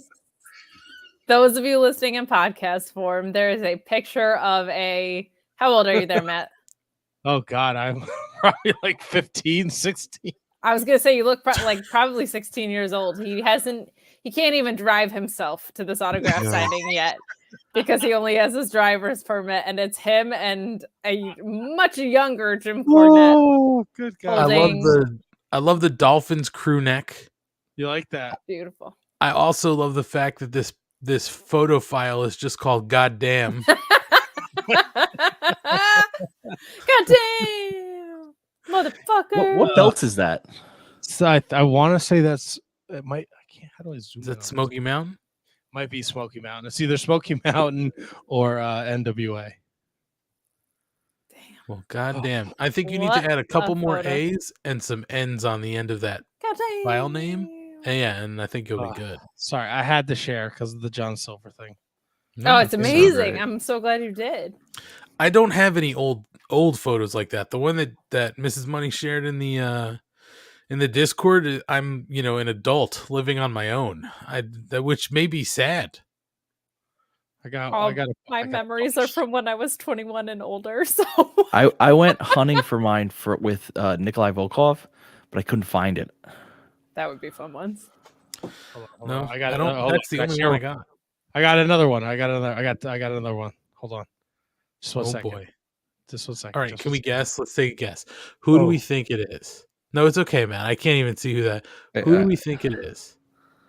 Matt, can you give us an era? Attitude Era. Attitude Era? Ooh. Who? Big shit. No. Mabel. Triple H. No. Is it Triple H? That was my guess. It's the game. Time to play the game. Matt, what the fuck happened to you? You look like a cancer patient Holy here. shit! Look at this jacket, though. Oh my god, what a beaut! Matt was just fucking trolling for. I'm sorry, Kate, to be so crass. He was trolling for puss. Yeah, no, he was definitely trolling for some puss. My goodness. Also, where was this autograph signing? A VFW hall for That Triple was H? at the old Jersey All Pro Hall. Wow. We actually Wow. that same day we met Jericho and Matt Hardy and Jeff Hardy in the afternoon. Then we drove over there to meet Triple H. Jericho was going to be my second guess. Kate, the best part about this picture is Matt thought that he was getting the ladies slick, but they were drier than the Sahara when they looked at him. I mean, My goodness. Matt, did you court a lady at this event? Because it looks like you were trying to. I don't think so. You don't think you think you might have struck out with this? Perhaps a guy? Were you looking for a gentleman to Was take not you looking home? for a guy. Look at this jacket.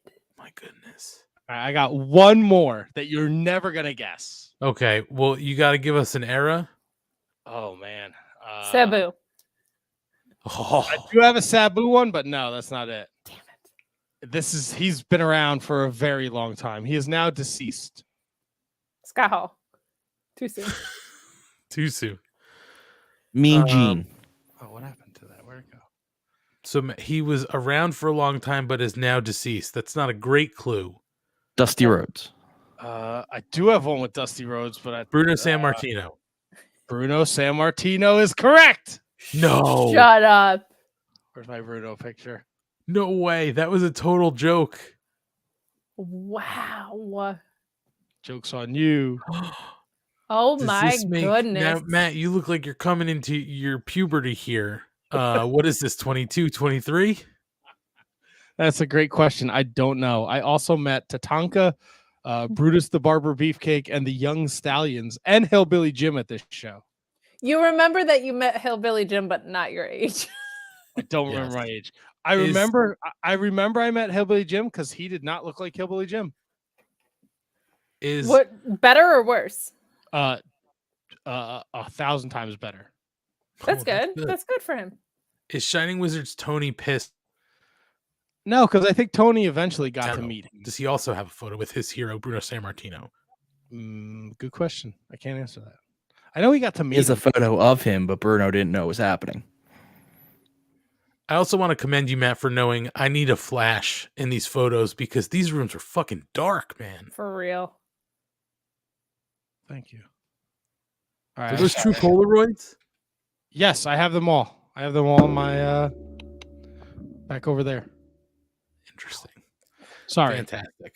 The John Silver thing sent me down a rabbit hole, and I didn't get to see much. I'll let you know when I saw Dynamite, so I'm sorry. No, that's fine. I just wanted to let you know that's definitely one you should watch. Like, if there was something to skip and be like, hey Matt, don't fucking check this out. I'm fucking blue. Anyway, next match of the night, we go to Bryan Danielson and Jon Moxley versus the Varsity Blondes, with a distraught Julia Hart in their corner. She's sitting there with her eye patch. Poor Julia. Is she wearing it, or is she sitting there like holding it? No, she's sitting there wearing it. Matt, she was almost like the Batman. Oh, Very really? emo. You think Yeah. that guy from the show in Newark, his words finally got to her? Man, That guy God. was die, Julia. hated fucking Julie. Like The fuck Like- was wrong with that guy? the vitriol was unbelievable. He was very angry. For like a 19-year-old, like doing a cheerleader gimmick on a wrestling show. Like, calm down. Listen, I'm not a fan either, but I'm not going to yell, die, Julia, die. My goodness. Yeah, Maybe- there's very few scenarios where I would yell something that awful. Maybe he was trying to channel the die Rocky die signs and chants. No, I'm I gonna think go he was with you as an just a asshole. piece. Yeah, I'm gonna go with you as a piece of shit. Yeah. Well, guys, I don't think there's any surprise here. The American Dragon, Bryan Danielson and John Moxley win by Dude, submission. spoilers. Okay. Well, We're doing plug a your ears in, review Matt. show. yeah. I thought the Varsity Blondes had a shot. Well, Hey, unfortunately, man. they lose by submission with the body scissors sleeper for Moxley on Griff Garrison. Griff Post-match- Garrett, not even that stupid haired Brian Pillman Jr. No. Damn it! What is going on in this world? Regal had joined commentary for this match, which was fantastic again. But post-match, he gets in the ring, and Moxley grabs the mic to. What the fuck happened to Matt? Oh, he's bailing because he doesn't want to hear what happened, so he doesn't want the spoilers anymore. What a coward. I get that. So anyway, Moxley says he's been blessed to compete against the best in the world and to learn from them. There's only one man whose opinion he's ever cared about, and that's his lordship, William Regal. He earned his respect through pain, blood, and torture. He wears that Blackpool badge of honor with pride, just like his friend, the perfect wrestler, Bryan Danielson. They were forged in combat. If you want to stand across from them, you better step up or get stepped on. And if anybody thinks that they have what it takes to stand with them, to ride with the three most sadistic individuals in the business, then they're not giving out free passes. You have to reach deep down within your soul. Sounds kind of like Kate. He's saying that you have to find your own narrative and control it. But he's really saying you've got to find a place of pain in your heart. So, AKA a narrative. well, very true. But it says if you want to get that badge from the Blackpool Combat Club, you'll get it the hard way. So a nice little promo from Mox, and they're still just kind of talking about this this group. Maybe they're gonna be known as the Blackpool Combat Club. I don't know. It's kind of cool. Not. Oh no, I but don't like it. Well, no, I mean, listen, it's You were kind in the of cool. minority on that one, Kate. A lot of people liked that. Yeah. Listen, I just don't like the fact that it's the Blackpool, like, because William Regal just came in, like, and none of the other people are going to be going through Blackpool. But I know that Marky Mark Kayfabe has it kind of right. The Blackpool Narrative Club. Control your Blackpool. That's right. Get your Blackpool, control it. But listen, I thought this match, we knew which way it was going to go. You know, the Blondes put on a good show. They bumped and took a lot of fucking, tough shots. But then I really like the promo afterwards too, because they're just continuing to build this. And they even asked Regal about Wheeler Yuta during the match, right? And he kind of said like, hey, it's, I'll give you advice, but this isn't a fucking free ride or something like that, right? So, they're clearly trying to be this exclusive group. But, Kate, what'd you think of this? I thought the match was great. I have been loving Regal on commentary. Like, both of his appearances, I just thought have been so fun. There's a reason he's so highly revered. He makes everything make so much sense and feels so important. And like very, very quickly, this feels like one of, if not the most important factions in AEW, kind of in AEW history. Like all of the sudden, they feel so important and lethal, and they're not anywhere near a tag picture, which I think almost is cooler. And I think they are going to go around and start poaching guys from other places, which I think is going to be fun. I think you'll see Daniel Garcia defect eventually. I think you'll see Lee Moriarty go there, and I think you're going to see Wheeler Yuta go there. And I think that's an absolute blast. And it like is all grounded in some truth, right? Which I love. Like Regal mentored both these guys. Danielson's really one of the best in the world. Mox is like one of the best at his style of wrestling. So this is very quickly becoming one of my favorite things to happen in AEW. And I think it's such a blast. And this is a great example of predictable kind of, but still great. Like we see where it's probably going, and that is fine. Like I am fine with it being kind of obvious because it's fantastic. So Schlong, I want your take on this, but Asian Joe poses a great question. I'll put it to the group because I know my answer immediately. Would you rather take the initiation to be in the Blackpool Combat Club or the House of Black? The I'm House of Black. pretty sure I'm People. with you, Anthony. Which is the House of Black, correct? Yes, sir. I'd rather take some spit in the face So than get the shit kicked out of me. I'll wear a dead animal on my face. Let's do it. Yeah. Schlong, you feel the same, or would you rather get your ass kicked? Oh, come on. This guy, he doesn't want none of that. Look at him. He wears a Philly hat. I know. He's used to people peeing on him. That's right. He's soft. We know it. But that means he could take a beating. That's true. That's because he's soft. He's not even responding. I'm offended. I'm offended you took your hat off. There's a lot to unpack and everything that just happened. Thank you. You just don't. It's I like did enjoy he's wearing it on top of his headphones. it's like he took his hat off. It's like CM Punk in long pants. I'm not used to it. That's right. I think I'd want to know what was in the mist, just to make sure it wasn't something that's going to get me like pink eye for 6 years. But once we were clear of that, I would take the mist over a slap. I mean, it's not Darby Allin doo-doo art. So And you live in Philadelphia. You should be used to getting pink eye all the time. I live in New Jersey, Whatever. just you're like you close do. enough. Just like you do. I live closer to New York. I know that's worse. Yes, the most sanitary city of all time. I don't know, man. Philly's pretty fucking gross. Philly is gross. Philly. Listen, So is New York. you know how I know New York is more sanitary than Philly? Almost all of New York smells like piss, and piss is sanitary. That's It a is. very fair point. That's a very, very, very good point by Ant. There you go.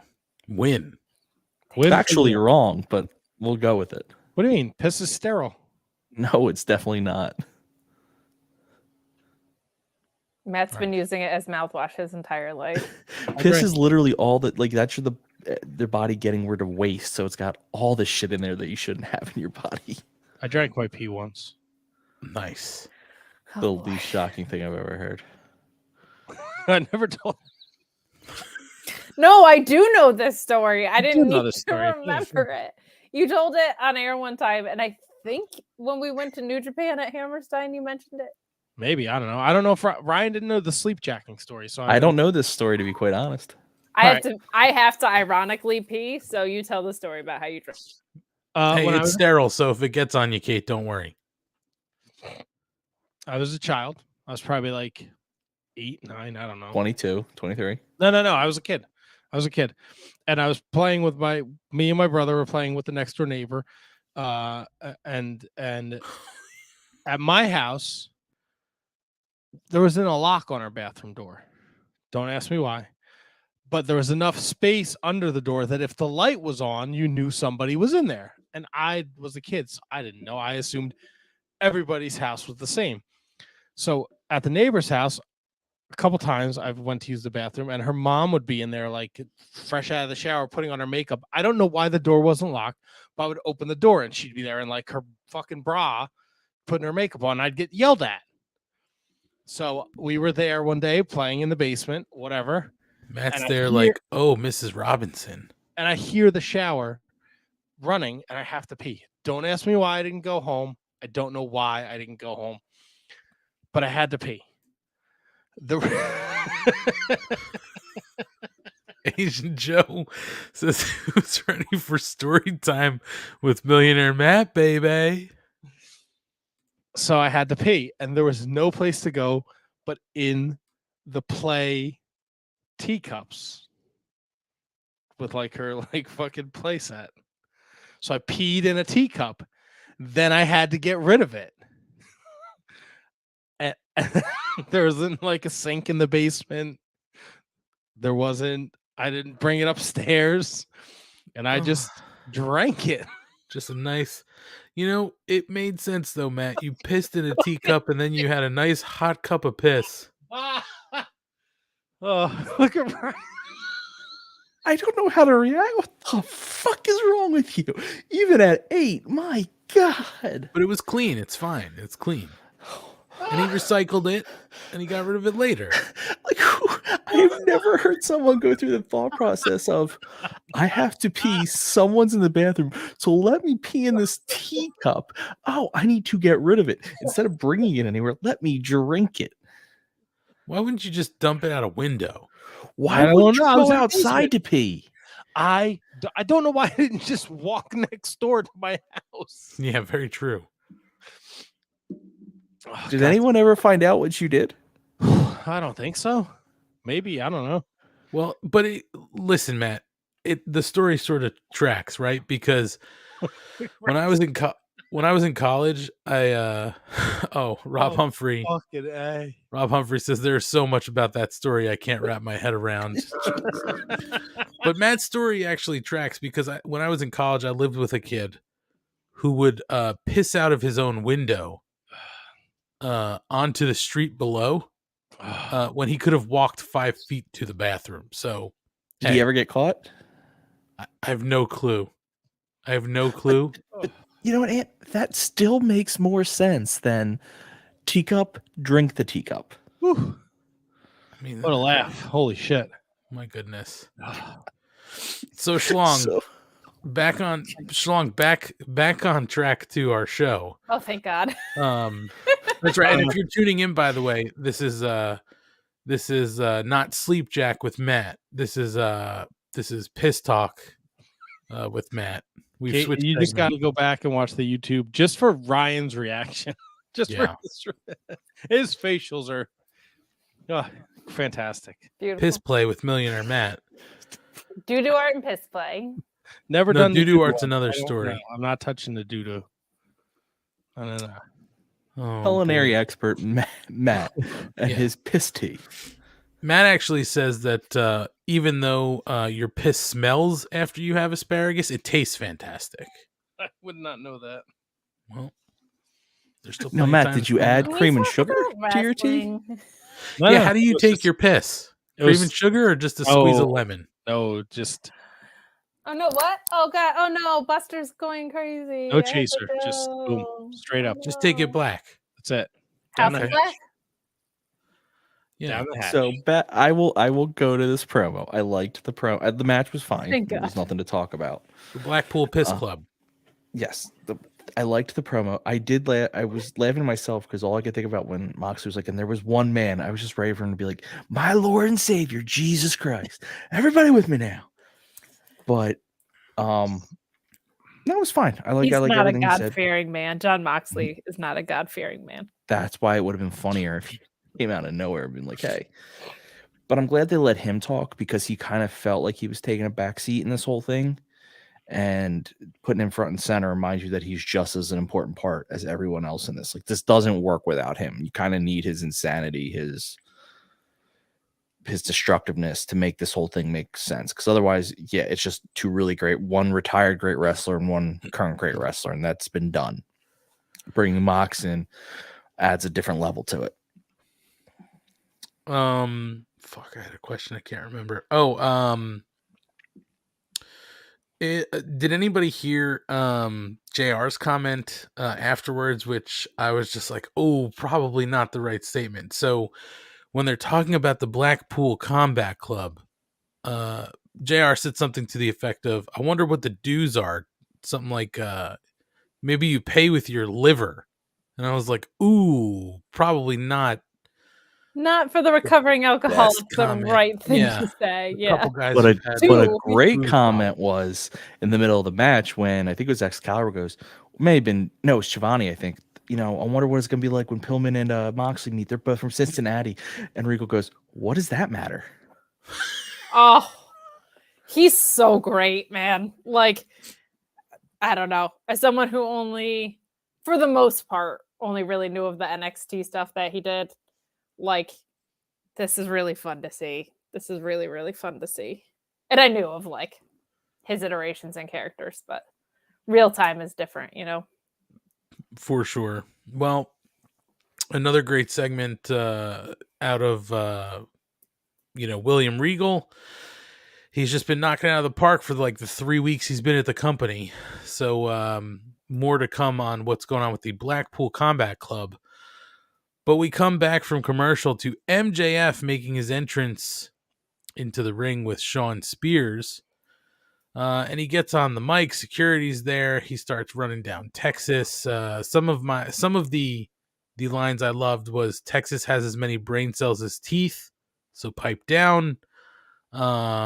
He asks if the crowd likes Wardlow, and he says that's because you're inbred. That I thought was very funny. But he starts basically talking to CM Punk and says he had him beat at Revolution, just like he had him beat twice, Kate, in Chicago. But CM Punk had to cheat. So he doesn't know when or where, but there will be another match, and he's going to give Punk the most embarrassing loss of his career. He then moves on to Wardlow and says, he's basically he's no schmuck. Wardlow didn't sign a contract with some schmuck. And when he asked to be released from his contract, he signed a deal with the devil, and it's ironclad. His life is about to be a living hell. When he says jump, he's, the response should be how high. And MJF, the crowd is chanting. I think they were chanting jump or something at some point, but MJF says, I'm going to jump. Well, this was the weirdest comment to me, because I don't know if they were saying jump or Jesus or something, but MJF said, I'm going to tie him to a cross like Jesus. And then he says, I'm going to kick his skank mother out of the house because Max owns him. And then Wardlow comes out, and that's when security stops him, and then they swarm him. And MJF basically says, hey, I don't want you here, so you're basically trespassing like any of these marks if they jump over the railing. So I'll pay you to sit home until everyone forgets that he existed, and then he'll wind up in the same place he was when they met, a nobody. And Wardlow leaves. MJF then does say, I'm going to squelch some rumors. The Pinnacle is not over. It's better than ever now that Wardlow's gone. And starting next week, they're going to move up around there, because when you're in the Pinnacle, you're always on top. So we're obviously still building this Wardlow rift, right? And some choice words out of MJF. He must have been feeling some type of way tonight, especially the Jesus comment. I was like, holy moly. But he's a heel, goddammit. Kate, what do you think of MJF tonight? I thought it was good. Your point about the inbred line cracked me up too, because he goes, oh, you guys like Wardlow? And everyone goes, yeah.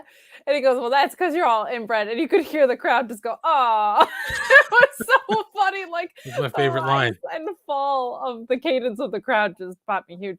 Max, you got to get the Tanner situation under control. His hands oh my gosh, ridiculous, man. Just, you're around guys that are using it constantly and have managed to get a grasp on it. He's grasped every other part of this business but the Tanner, and it's vital to being a wrestler. So I just hope he figures out how to use the South Tanner soon, because his hands were a disaster to say. But very effective segment. The visual of Wardlow being restrained by like everybody, by 10 guys, was a great visual. Like, that picture was fantastic when he came down the ramp. Him basically, there's some subtle WWE shots and some not so subtle WWE shots that took place. This one of saying like, you're contracted and I'm going to shelve you so people forget about you.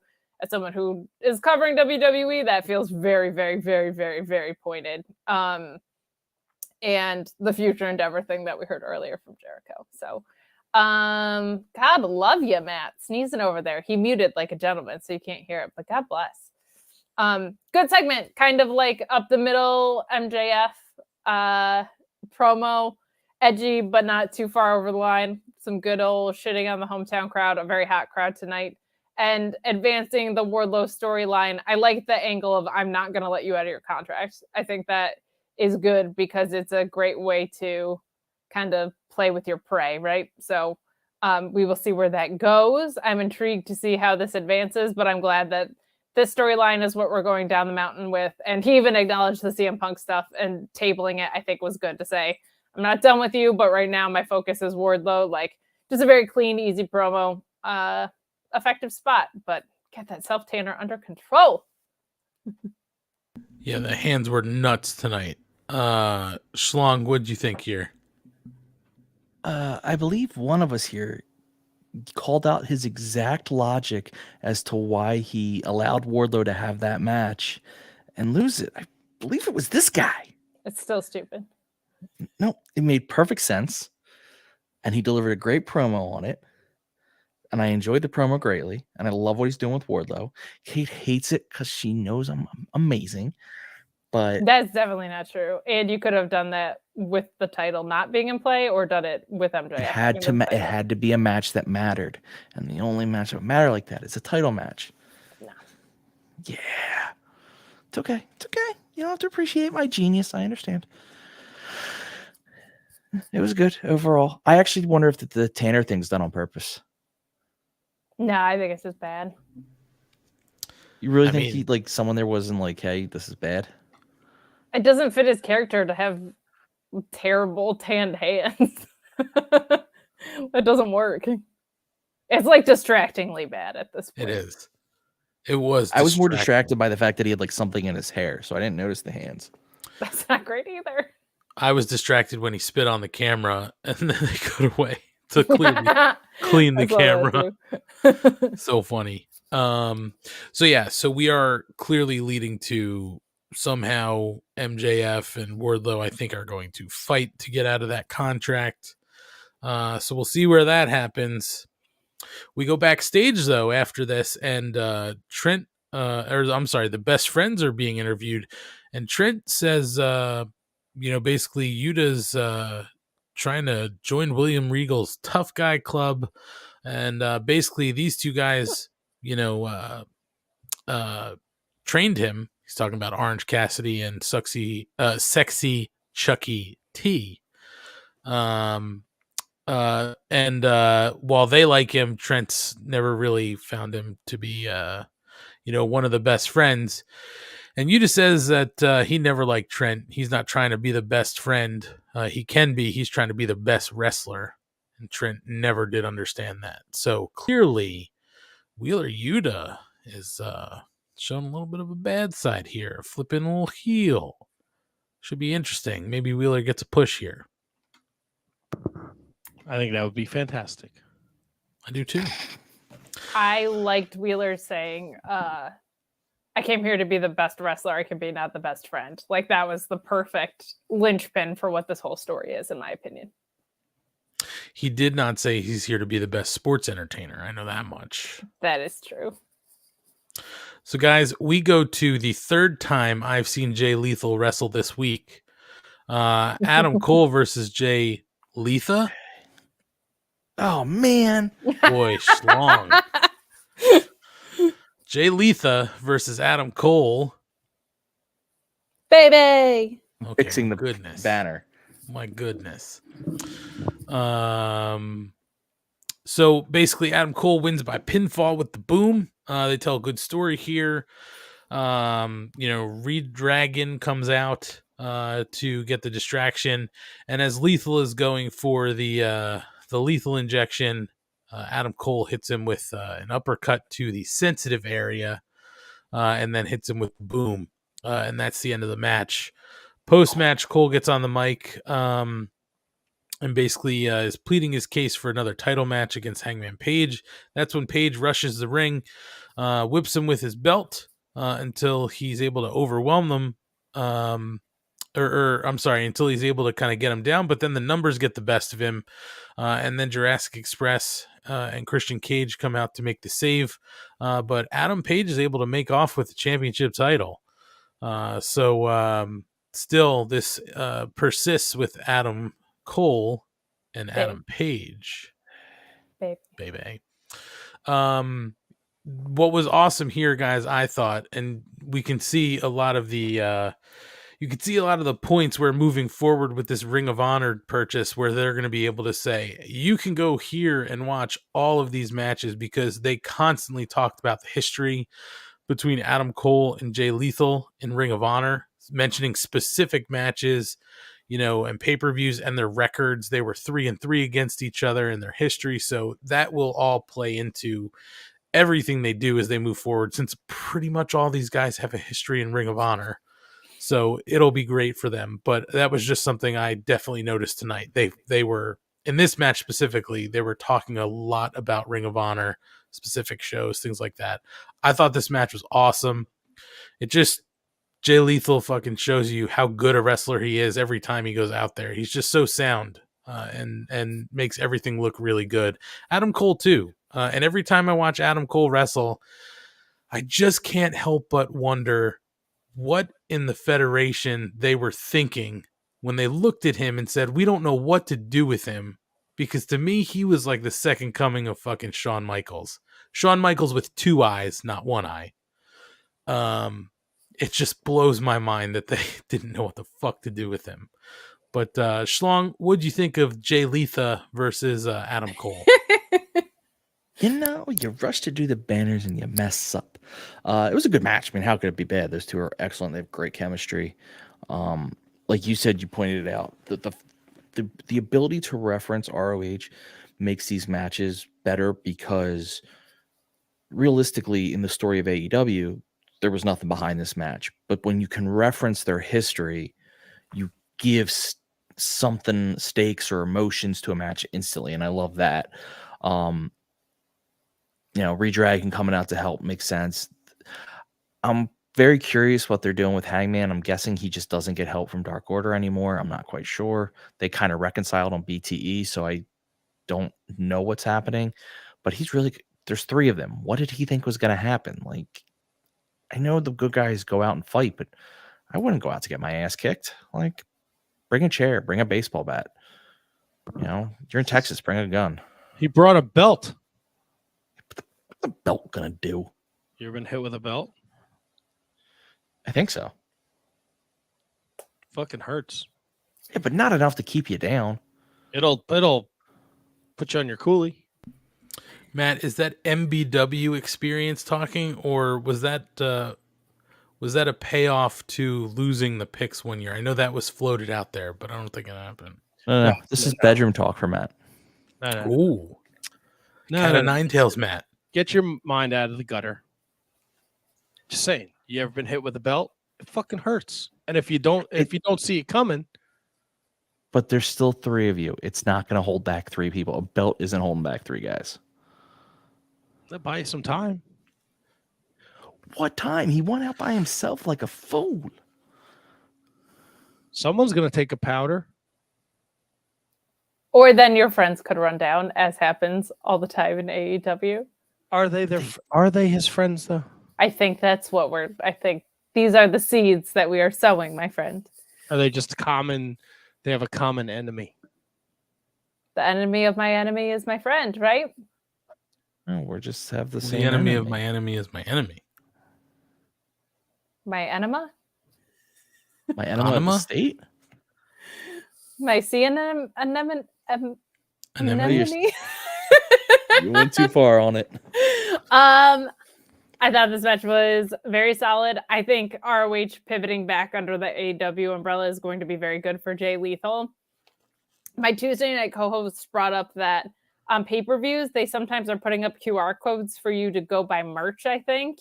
And he was saying what a great integration it would be to have those QR codes bring up a certain match on the app, right? Like, you want to see CM Punk's last dog collar match? Scan this QR code and we'll pull it up or whatever. I think things like that are going to be really good. And even if it's not executed in that specific way, I think that's going to be excellent. Like, just to be able to specifically reference those things. What's my age again? But yeah, no, this match was solid. Everything made sense. Storyline is fine. This felt like a little bit fillery to me, but not. It was a very good wrestling match. It's just in the context of the rest of the show was kind of I think like a downswing, but it's still good stuff. Adam Cole's an absolute star. Rob Humphrey says he doesn't think he's seen Jay Lethal win a match since joining AEW. They should consider doing something more with talent like him. He actually has one on Dark. He's had a number of matches on Dark, right, Schlong? And he's won those matches. I think that now moving forward with the Ring of Honor and somebody like him who's had such a history, he's going to probably be more involved, or at least involved at the start of whatever happens with Ring of Honor. Look, I think it's obvious that his off-screen issues also affected his booking coming into this. Like, I don't think they anticipated the reaction was going to be what it was, and then the reaction was what it was. So they're letting sleeping dogs lay before they put him in a set push or a specific like ongoing story and feud. Though we did kind of get that with Starks. That was at least a multi-week build, but yep, is what it is. No doubt to that, Kate. I mean, I think that's definitely part of it. But as time moves on, people will slowly forget. We got a video package hyping up Dustin Rhodes versus Lance Arthur. That'll take place on Rampage this week. A little hometown match for the guys. That's right. Matt, did you have something to add, or were you just stretching? I'm sorry. No, this is where I tuned in, so I'm excited now. All right, here we go. Matt's favorite segment of the night: Sammy Guevara and Tay Conti in the ring with Tony Schiavone. Matt loves. I could have picked a spot to turn on the TV. Matt loves insane Sammy and Tay. Or Tammy. He essentially just came out and said, I'm a spot monkey and I don't give a shit how long my career lasts. I do it for the fans. Yeah, that's accurate. I feel like Marco Stunt left and Matt was like, I need someone else to pick on. No, it's just I don't give a shit about Sammy Guevara. And like no one sitting here wants to see Sammy Guevara and Tay Conti against Ethan Page and Paige Van Zandt. No one wants to see that. No. And the fucking we did what Paige and fucking what's his nuts did to the NXT Championship belt. We did that to the TNT title. Like, come on. That kind of popped me. I thought that was funny. Yeah, basically everything Matt said is true. They call out Paige Van Zandt and say they want to kick her ass, and then Dan Lambert comes down. My favorite thing Dan Lambert said, in keeping true to Dan Lambert fashion, he says he calls Sammy Tiny Tim and his girlfriend Lucha Horace. I popped for that. That was funny. You have a problem with the jizz belt, but not calling women's whores? Come on. No, it was funny because it was Lucha Horace. I get it. All in all, it's not that I didn't understand the joke. It's that it's a fucking lazy, shitty, stupid joke. This whole thing is lazy, shitty, stupid. This whatever story they're trying to tell. Sammy Guevara, I'm crazy. I don't care. I just want to come out here and do it for you with my hot girlfriend. I mean, that sounds like an all right way to live life, but I didn't think the one thing to pop for in this segment was calling a woman a whore. It was clever. It's an interesting definition of clever. And what, he's going to end up like fucking the Dynamite Kid in a wheelchair and dead when he's 50 because he wants to fucking impress people? Good for him. Have fun with your hot girlfriend. This dumb shit I don't care about, fucking Paige Van Zandt. You know what I was thinking this whole time? About Taco Bell? No, although I would have had some Taco Bell. I had tacos tonight, but not Taco Bell. Solid. The whole time I was thinking, where's Pam? Didn't that happen in Texas last time they were there? He proposed. Where's Pam? Yeah, poor Pammy. Sammy and Pammy. Well, now he's got Tammy. No Tay. Guys, we did she's calling people bitches. He's calling people whore. Like, come on, this is bitches and hoes. We got to do better than this. Pimps up, hoes down. You know what I'm saying? Got to keep your bitches on a leash. I did appreciate that. I'm out. She was speaking Spanish, and then Sammy went to translate, and she was like, "I got this," since he does not speak Spanish. That was funny. Well, here's. Was she speaking Spanish though? That's what ran through my brain. No, she's Brazilian. So she's Brazilian. So Portuguese. So half and half. Well, does he speak Portuguese, or was he just gonna translate clearly because he knew the script, right? Well, and I think that's like the joke is everybody assumes he speaks Spanish. Yes, but he does not. Anyway, they're clearly pivoting here because I think we saw that they were kind of lining up Paige Van Zandt and Brandy, which we were very happy isn't going to happen, but this is not better. can't you just give me fucking Scorpio Sky defending the TNT Championship every week? Well, he'll defend it at some point. I don't know who it's going to be against. Schlong, this hat thing is really distracting me right now. You're way up in the camera, and the way your hat looks is redonkulous. This is more entertaining than the storyline that they're building that we're talking about. 100%. Agreed. We also got a video package. Swerve calling out Ricky Starks for an FTW Championship match on Rampage, so we'll get that Friday night. Hell yeah. That's interesting because I don't see Swerve losing. Well, I think there's going to be some hijinks going on. Powerhouse. Yeah, I think we're eventually going to get Powerhouse and Starks versus Swerve and Lee, yeah. Limitless Keith Lee. So that'll definitely come into play here. Swerve is cool. He's very cool. He's fighting in the super card. Guys, we get Layla Hirsch and Red Velvet, and Chris Statlander is barred from the ringside. Layla Hirsch winds up winning by pinfall with the lateral press. She was going to hit Red Velvet with her turnbuckle from under the ring, but Bryce Remsburg saw her with it and took it away, but she had a spare in her trunks, and that's how she blasts Velvet with it, and she wins by pinfall with that lateral press.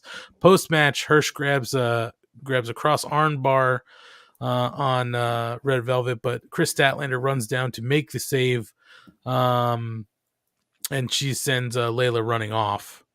So clearly, Chris Statlander and Layla Hirsch still have an issue. Schlong, you've watched a lot of these ladies wrestle on Dark, and we know you are a Layla Hirsch mark. What'd you think about this match? I like the match. I think they're two good wrestlers. I'm fine with. I'm actually okay with the story. I wasn't sure how I felt about it at first because you just had them on Rampage with a flipped version of this where Layla tried to cheat but couldn't and lost.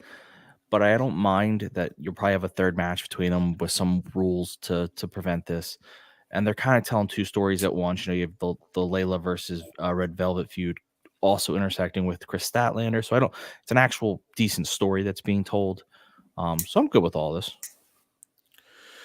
Matt, what do you think here? I like that they continue this storyline with legit Layla and Red Velvet and Statlander. And you're kind of getting like dark Chris Statlander. I think that's kind of cool. It's another layer to her character.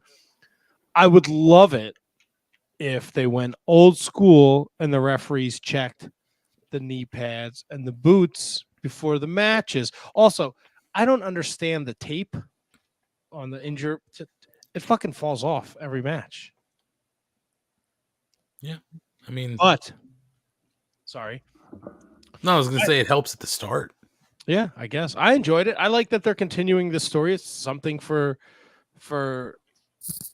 it's another story in the women's division.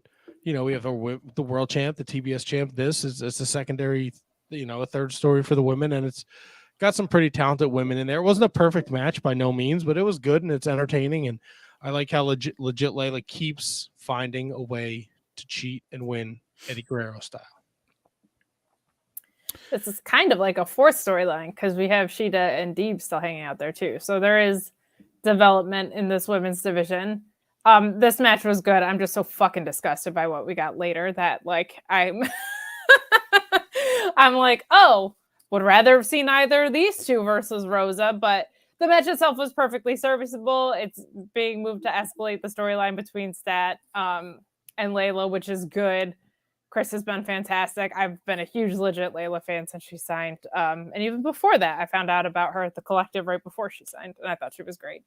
She just works so well for her size. She really is fantastic. And glad to see her keep getting pushed. But to what fucking avail? Who the fuck knows? Everything is pointless in the women's division. I hate everything. And? Well, Jade Cargill was interviewed backstage after this, talking about everything she's going to need for her 30th victory celebration. We still don't know who that's going to be, so we'll see what happens there. But then we get Thunder Rosa introduced for an interview on the stage. She gets interrupted by Vicky Guerrero before she can say anything. And Vicky says Rosa may think of herself as a leader. She'll give her a little bit of credit because, after all, she shows up for training on Wednesday mornings, but she's no Texan.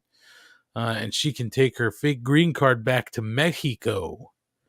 Thunder says she's got her citizenship in the state of Texas, and that's when Nyla Rose attacks Thunder Rosa from behind and smashes her into the mat. Vicky says Rosa is a true champion, or I'm sorry, Vicky says Nyla Rose is a true champion, and she's hungrier and thirstier for that title. Well, I'm glad she's hungrier and thirstier now than because if she wasn't before, it's apparent because she can never fucking win a big match. So, guys, I fucking hate this. I don't want to see this again. Nyla Rose is not fucking built for this. Matt, you look like you have something you want to say. No, I think we're all in the same boat here. It's just not like, I get it. You want your new champ to slay the giant, the beast, whatever, but how many times are we gonna go through, like, how many times are we gonna have to see like a new champ and then it's Nyla Rose? Like, can it be fucking legit Layla? Like, she's cheating, she's winning. Like, maybe Thunder Rosa can pull a good match out of Nyla Rose. Maybe the chemistry will be there. I don't know. I'm just, the minute I saw Vicky Guerrero, I was like, you got to be fucking kidding me.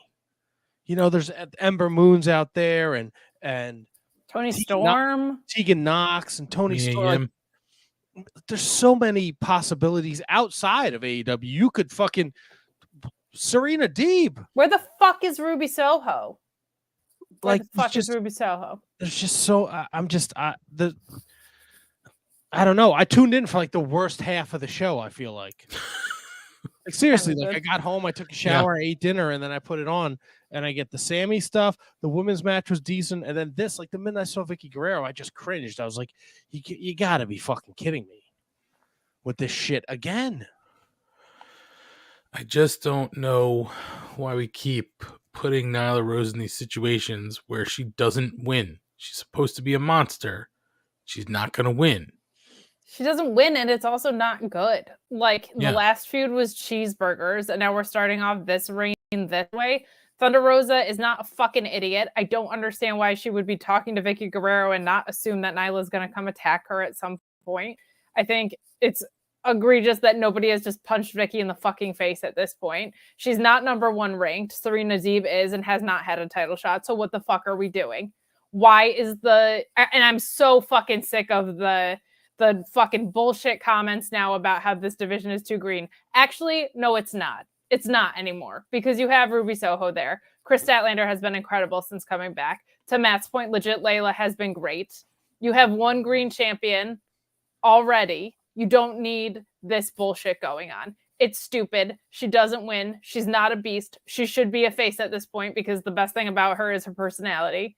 I don't understand how it's not completely obvious that this is the worst possible choice out of the gate. It's fucking stupid. And not only do they have a decent women's division, but like you said, there are a ton of free agents out there right now. I do think Athena / Ember Moon is coming in for Jade, but I'm just so fucking sick of the excuses. I'm so over it. They completely ruined Britt's title reign by having this Challenger of the Month shit. It was like headed in the right direction, and then they just get fucking lazy. And there's no excuse anymore. It's just a lack of caring. There's no excuse outside of it. The talent is there. You have multiple storylines running. You could be building to this point. It's not the number one ranked person. Serena Deeb and Thunder Rosa would be fucking awesome. They put stuff on the back burner all the time, like of storylines that exist in the background. So put it off with Sheeta for another week. I'd rather see Sheeta and Thunder Rose, to be honest. This is trash. Do we suddenly not care about Mercedes Martinez? Do we suddenly not care about Jamie Hayter just because she had the blow off with Britt? I'm fucking over it. I'm so sick of complaining about this women's division and seeing incremental steps forward and no real progress, because it's actually more frustrating than no progress, like than no incremental steps, because now you're just fucking wasting people's potential. It's stupid. Couple of things for you, Kate. You said the last thing was cheeseburgers. Correction, Marky Mark Kayfabe said they were Big Macs. Aren't Big Macs cheeseburgers? It's totally different. Yeah, there's a patio to bread ratio. It's special Yeah, sauce. special sauce. I apologize. Yeah. I issue a Come on. retraction in Get your real head out of time your ass. So that you know what? it was Big Macs. It's an okay. It's not the worst mistake. It's forgivable. I forgive you, you. Kate. Thank you, man. Also, it's funny, Kate, to your point, about the women's division. It's just funny that it's almost like now we're in the same place as we were saying with Brit, right? It's like, where's the storyline for your champion? You've got all these other stories running for everybody else, right? Who's not a champion. You've got legit Layla and Chris Statlander.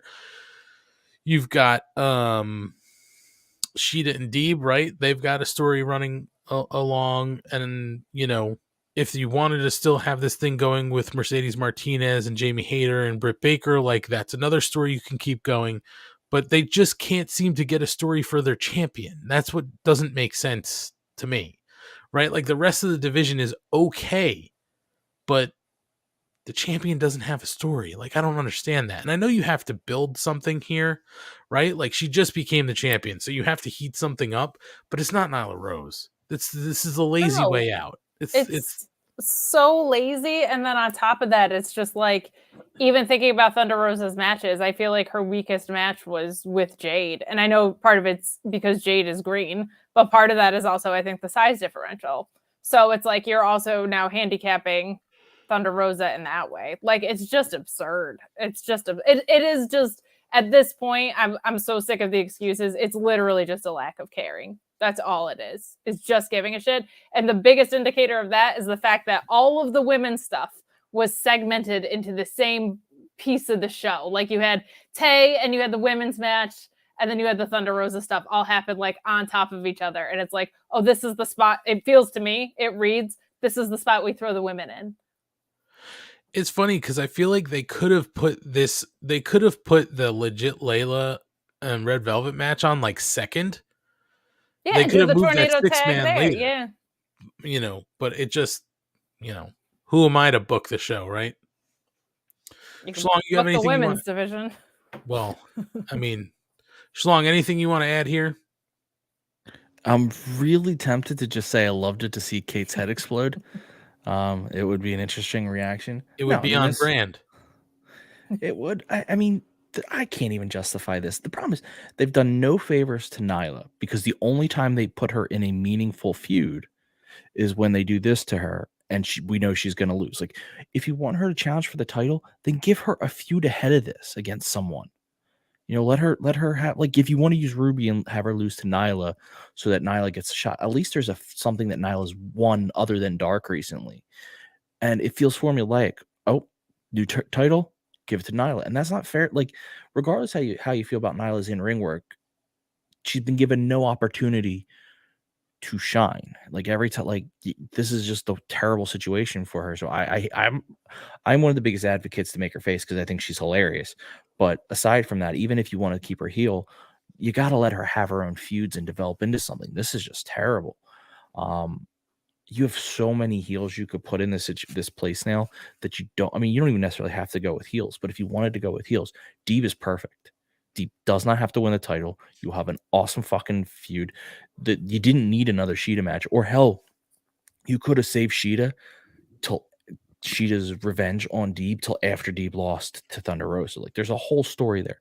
Yeah. It just makes no fucking sense to put Nyla first. And in the meantime, what you could have been doing is been building Nyla up on Dynamite against real people.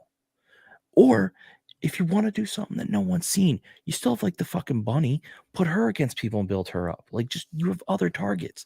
Yeah. But instead Diamante. Yeah, why the hell is it Diamante on TV? I will never understand. Kira Hogan. Yeah. You have all these talents that you're just not using. And again, it's less a knock on Nyla and more a knock that they've given Nyla the same role over and over and over again. And Lady Lance Archer, that's what my mentions were blowing up with, was like, it's the same shit as Lance Archer, and Lance Archer isn't being booked well. You know what I mean? Like, it's true. It's not fair to either of them. Yeah, well, this will be This will be the first challenge for Thunder Rosa, and then we'll see where it goes. I mean, the only thing I could imagine is that after Deeb and Sheeta have their blow off, that it would be maybe Deeb, or There's a built-in story with Deeb. I NWA don't Women's disagree. Championship. And I she's don't the top disagree. ranked. Now would have been the time to do it. Such a great story, and they'd have such an amazing, like, man, you want to keep the momentum going right after this cage match. This is what they did to Britt too, though. They did the same thing to her. I do think, and actually, Ant said it. They don't know how to book their women's champion. They just don't. Like, they know they want her to have the belt, but they cannot figure out a good feud, and that's problematic. Like, you have to know that next feud. When you decide Thunder Rosa is going to win, you should instantly decide afterwards, this is going to be her next feud. How do we make that person look great going into the feud so that maybe you believe that person can win? Kyle K. Sparks. Oh, I'm sorry, Shlong. Go ahead. I was just saying, who was Hangman's first feud after he won the title? Bryan Danielson. You knew, even though you thought Hangman was going to win, because one, I know Danielson's unique, but also because he's been winning, you thought maybe he could do it. No one thinks Nyla's going to do it. Kyle K. Sparks said, Kate was correct on Twitter. It's something I've discussed as well for Ring of Honor. Bring in Maria and let her run the thing, please. I said that. I think I actually even said that once Ring of Honor kind of announced that they were shuttering for a while and they were going to be releasing people, and we found out who was being released. As soon as I saw Maria Kanellis' name pop up, I said, fucking bring her in. She can run the whole fucking thing, because she was instrumental with the Ring of Honor women's tournament. And it was working. So yeah, I mean, I couldn't agree more with you, Kyle, with Kate. Like, I think Maria would be a huge win for them to get and help straighten out this women's division, because I think the women's. Go ahead. I'm sorry, I thought you were done. No, go ahead. I was gonna say, give the women's division to her and Dustin Rhodes. Yeah, because he gets praised from all the women on how he coaches them. So you have someone to coach him, and then give him Maria to run it. She's the one who brought in Roxy. She brought in Trish Adora. She brought in, like, she Willow. is who you want. Yeah. Like, we mentioned all of the WWE release ladies. We didn't even mention Willow, Trisha Adora. Like, I fucking love Willow. I would love for them. Willow's to bring amazing. Willow. Like, the fact that she's not under contract somewhere is egregious. I think once Ring of Honor gets its boots off the ground, she will be. But, like, come on, there's just no excuse for this shit anymore. Like, it is only a lack of giving a shit. There's no explanation for it anymore. I don't want to hear about how green they are, blah blah blah, TV time, yada yada yada. I don't care. Fix it. Fucking fix it. They have the pieces. They just need to find the right people to run it. That's all it is. That's all it is. Guys, we're into the main event of the evening. It's time for the main event. Silver and Reynolds versus the Jericho Appreciation Society. That was Jericho. Tonight, that was Chris Jericho and Daniel Garcia. Is he still the Red Death, or is he maybe sports entertainer Daniel Garcia? I don't know. We'll figure it out. But guys, let's cut to the end here real quick. Jericho Appreciation Society win. Sharpshooter from Daniel Garcia on Alex Reynolds. And the Jericho Appreciation Society win their inaugural match. And nothing really happens afterwards. So it's just a straight up match. Over. Good night. But I thought it was a pretty good match and a nice showcase again for Daniel Garcia, right? He gets the win. He looks strong, puts on a sharpshooter. It's a very sports entertaining move from a sports entertainer we all love, Bret Hart. So, Matt, hold on. Attaboy. You're gonna fucking sneak that by me? What's that? Bret Hart was a professional wrestler. He was not a sports entertainer, sir. What do you mean? He was part of the Fed? He's a sports entertainer. He was part of the World Wrestling Federation. Yeah, the Fed. That's sports entertainment. No. Not back when Bret Hart was riding high on top of the mountain, my friend. Sure it was. He was a WWE superstar. He was a WWF. Okay, champion. Same fucking thing. It was a WWF. It is not the same thing. Superstar. He gets a belt He could say championship. Well, he was a superstar, not a wrestler. He was He a sports wasn't. entertainer, No, and that's fine. Listen, I can't believe. Listen, he could beat up all the pro you wrestlers. own the chalk line, Bret Hart stuff, and you're gonna sit The there whole fucking in thing. your fucking castle, and you're That's gonna right. besmirch the good name of Bret the Hitman Hart by calling him a sports entertainer and not expect to upset me, or you're trying to get a rise out of me, sir. Kate, Disrespectful, ungrateful, unnecessary. Kate, would you agree with me that the only thing missing from Bret Hart's Hall of Fame sports entertainment career is the fact that he never got a chance to wrestle in WWE ECW and hold that esteemed belt? Oh man, I can't even do it because it's Bret. I'm sorry. I have to bust the gimmick. Bret Nobody Hart can fucking go with anything. is Jesus pro Christ. wrestling. Got one guy telling me we're running things into the ground. I have one guy telling me we're not committing. That's Like, the joke, Kate. Jesus. Just Come on, Kate. no, but in a sincere way, I love that he used the sharpshooter because I feel like he's going to go around talking about how he's a sports entertainer and just be a pro wrestler. Like, I think that's such a fun juxtaposition for Daniel Garcia. He is going to get picked off by the Les Claypool Black brand stable over with Mox and Danielson. But I loved how intentional that felt. Like, that felt so just on purpose that Daniel Garcia is just going to pro wrestle his way out of being a sports entertainer, which is going to be such a fun story. I also love 2.0 at the beginning, talking about how the reason you get to sing this theme is this guy, because it is still super over with live crowds, right? Like, what a fun way to pull that back into being a heel, because loving someone's theme is kind of more of a face thing. And then he's like, it's because of this man and our appreciation for him. Like, I just popped for that huge. I thought that was fun. So a fun way to close it out. It didn't feel like too main eventy in any way. I feel like, to Matt's point, all the momentum was on the beginning of this show, but no complaints about the match itself. I just felt like the major things that happened in hour one tonight, which is pretty rare for AEW. I'm going to rip the throats out of every single person in this chat room over here. Well, I'm going to call them all up. Kyle K. Spark says, I agree with Matt, but also in the 80s, they called themselves the worldwide leader in sports and entertainment. Which is, you know what? Kyle is good, right? Because every Bret Hart match came across as a wrestling match, not a sports entertainment battle or whatever bullshit they're fucking calling it now. Okay, look, Marky Mark, where is it? Pull up this stupid comment. He was a champ when there were guys like Doink and Isaac Yankem DDS in the locker room. What the fuck does that mean? Fucking DDS has been around forever. Isaac Yankem, he's fucking being a hand job mayor in Knoxville now, wherever the fuck he is. Is he a mayor of hand jobs, or is he? What does it have to be? Fucking Diesel was the champ, and Make a Difference Fatu was his fucking tag team partner. Yeah. Asian Joe says we don't recognize the foot in the mouth match he had with Lawler. No, it was terrible. We don't. Rob Humphrey also wants to know, how did he get into the Hall of Fame? He didn't even hold the WWECW title. And he wanted to know, are we sure it wasn't No, they called it the Scorpion Deathlock. a Scorpion Deathlock to win the match tonight? That's a good point. They called it a Scorpion Deathlock. They didn't call it the Sharpshooter. Which is what I think made it special in the Bret and Dax match, is that they actually called it a sharpshooter. The Bret and Dax match. My goodness, what a compliment to Phil. CM Punk, because I'm thinking Bret, Chicago CM Punk and Dax fans. match, they called it a sharpshooter, whereas normally, because things in the company, they call it the Scorpion Deathlock.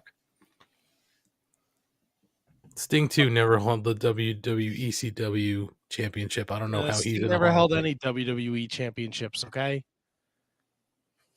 Well, technically. Now I'm fired up. I was I can simmering tell, down. Jesus. I think, and to Kate's point, the rebound, Jericho's got to let those first few bars of Judas play and then just not let it play at all. They got to cut the music off. They got to kill the singing because it's way too because he comes out, he's supposed to be the sports entertainer, this heel. He's got these guys with these douchebag names now. Then you pan to the crowd and everyone's smiling and happy and they're singing along. He's supposed to be goddamn heel. That'll be a pay-per-view move, I think. is the Turn off his motherfucking music. Let him fucking boo him. He's a cock.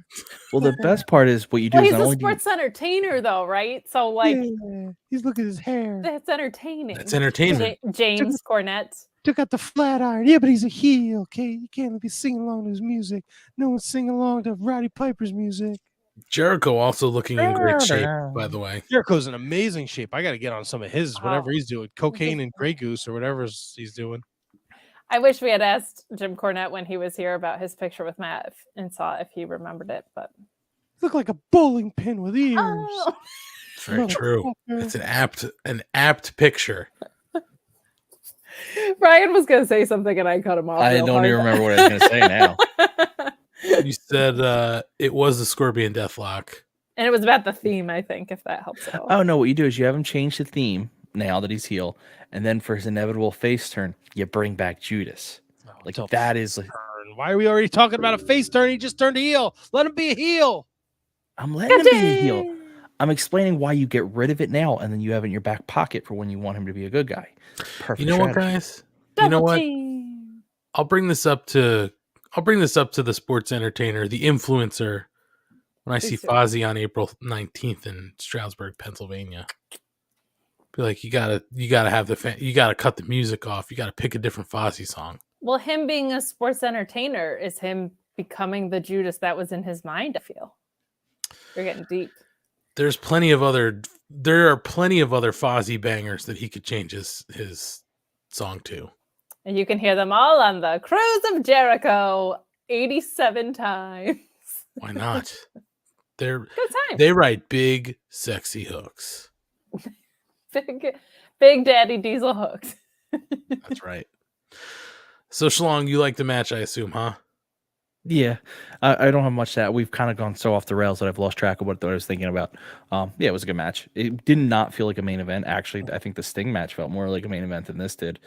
But it was fine. I they need to get that group over, establish them with some wins. It's a shame the Dark Order has to take that loss, but whatever.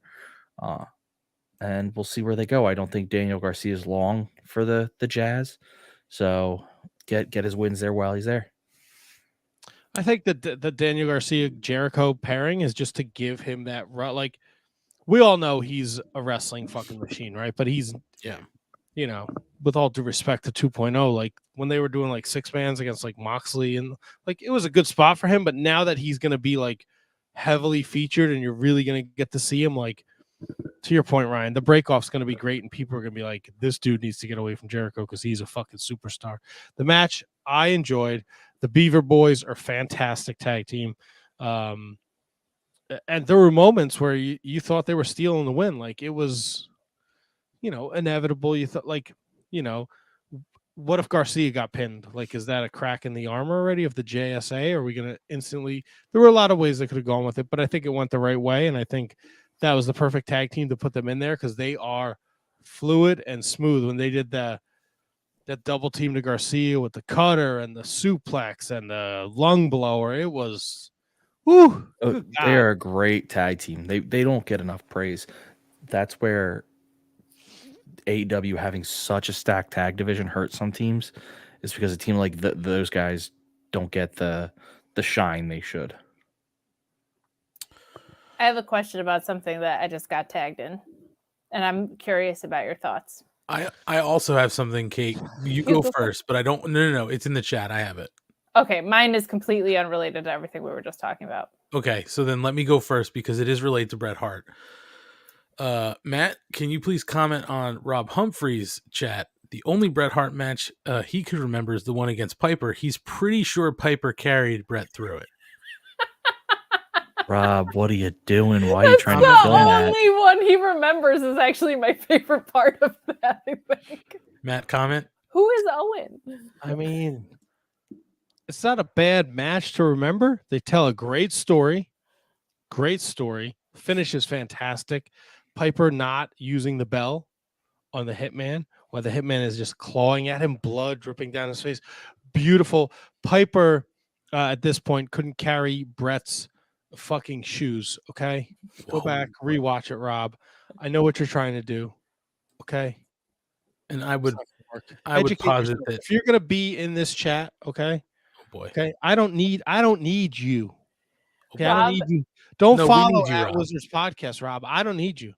Rob, with you your need to stick with the A shenanigans. show. Rob, he Your needs you. shenanigans. All right, Rob. I don't need you with your shenanigans. He needs you, Rob. Don't be a Patreon, Rob.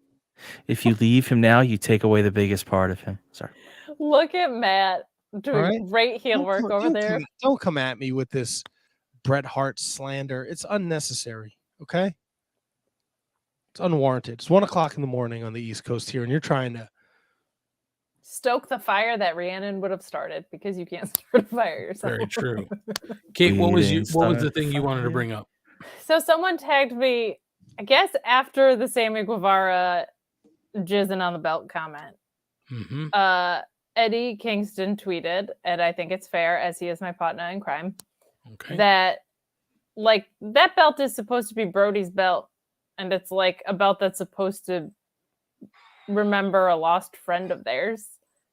I didn't even like really think about that with the side comment, but like he also, I mean, he's Eddie Kingston, he's probably working, but like I can kind of see why someone would have an issue with that. Like that belt is supposed to be something that's kind of like sacred, and it's a little bit like that wasn't that many belt carriers ago. They also changed the aesthetic of the belt every time, but I think that's actually kind of like a fair point. Does that? I'm going to disagree on that one because one, they retired the actual belt he held and gave it to the family. Two, I mean, I hate to say it, like at some point in time, it stops being his, and this is a different division now. And if you're going to say it's going to honor this man's legacy, like a very true thing, then you forever remove it from being involved in a lot of storylines because everything can cheapen it unless it's involved in like the most upper tier. So I just feel like you have to acknowledge that was one that was his belt. They gave it to his family. We're on a new belt. Yes, it has the same title, but like literally the same title, but everything else is different, and it's not. You're not doing anything to Brody. It has nothing to do with him. It's Sammy wasn't fucking on Brody's belt. He was fucking on the belt that he held with Tay. I don't know. It just doesn't. That seems like a stretch to me. That's fair. I just thought it was an interesting. You're not thing supposed bring to up. skeet on the championship belt. I'm I would supposed to drink your own also- pee too, but people do it. I would also like to know how. You know, I'm not the How- only one. Just so you know, there's MMA fighters that do it. Okay. Okay. I'd also like to know. Sorry how, to cut you off, Anthony. No, it's okay. I just want to know how Sammy was sure that that was the belt that he skeeted on, and not the one that Scorpio had around his waist, because there's two belts. You always remember that your first skeet on a belt. I guess that's true. Brad Maddox. That was his name. God damn it. That's been bothering me for the last hour. Oh, Yeah. with Paige Yes. They retired that Divas belt. I and know that. Xavier Woods. I don't know who was skeeting on the belt. I think it was just Brad, but Yeah, the belt was just Brad. Xavier Woods definitely dunked in that. I know that. Yeah, one. he got up in them guts, as I like to say. Yeah, he was soaking. Soaking, is that a thing? Yeah, you just leave it in. You soak. Ew. Oh, like you're like a tea bag. I guess. Like you leave the tea bag in the hot water, so it like. See, Yeah. a teabag's Or in a your very piss. specific thing in its own. Okay, look, I was 8. Okay, it's not like when I shit my pants. Okay, Yeah, that was last week. it was 30. It's been a while. We know what happened last time I said this. It's All gonna been happen tomorrow. It's been like 32 years since I drank my own pee. All right, get off of it. I'm sure Oh, there's shit, Matt's you gonna did drink it. his pee this week. I'm sure He's there's gonna things try you it did- again just to make No, sure he likes it. News and notes I'm time. sure there's things you guys Fellas. did as children that you're too ashamed of to tell people, and that's fine. I understand. I didn't drink my pee. I could tell you that Okay. I'm much. sure you did something awful to your brother. Probably. All right, Kate probably did something awful to her sister. I'm sure I did. I don't know, Ryan. You have any siblings? 2 older sisters, and I vacuumed up one of their hair once. So there you go. Oh, See, there you go. God. That's terrible. Who does that? Who vacuums up someone's hair? I A did get. 5-year-old. I could tell you this much. If we want to talk about pee stories, I got peed on. I don't. once. I so don't want to talk about. But you pee paid good stories. money for that, Aunt. No, Did this you get was stung by a jellyfish?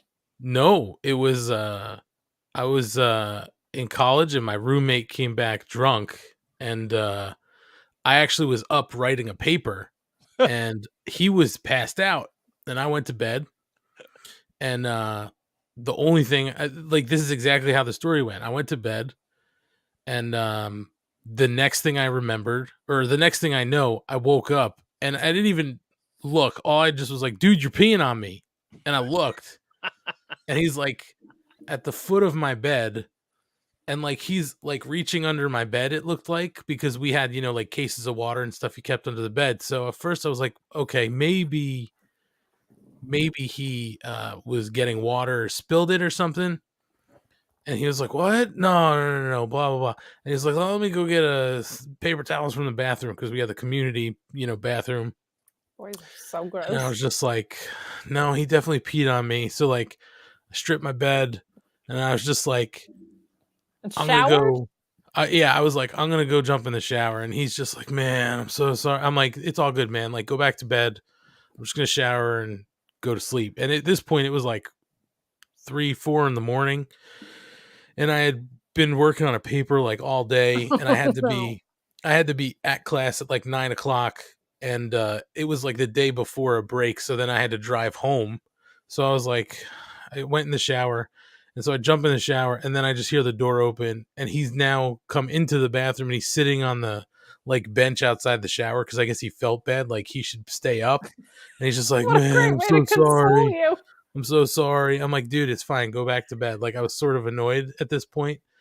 So he goes back to the room. I go and get dressed. And I'm like, all right, I'm just going to go out. I'm going to step outside for a minute, burn one. And he's like, I'll come with you. I'm like, bro, please just stay here. And so, eventually I go back to bed. We come back from the break and he had got there back to campus before me. So I go into our room and on my bed, on my pillow is a card and like a box of candy or something like that. And I open it up. And I don't remember. I have the card somewhere, but it's like maybe a sympathy card or something. And he just wrote inside, he's like, this is because they don't make a sorry I peed on you card. Like, pretty funny.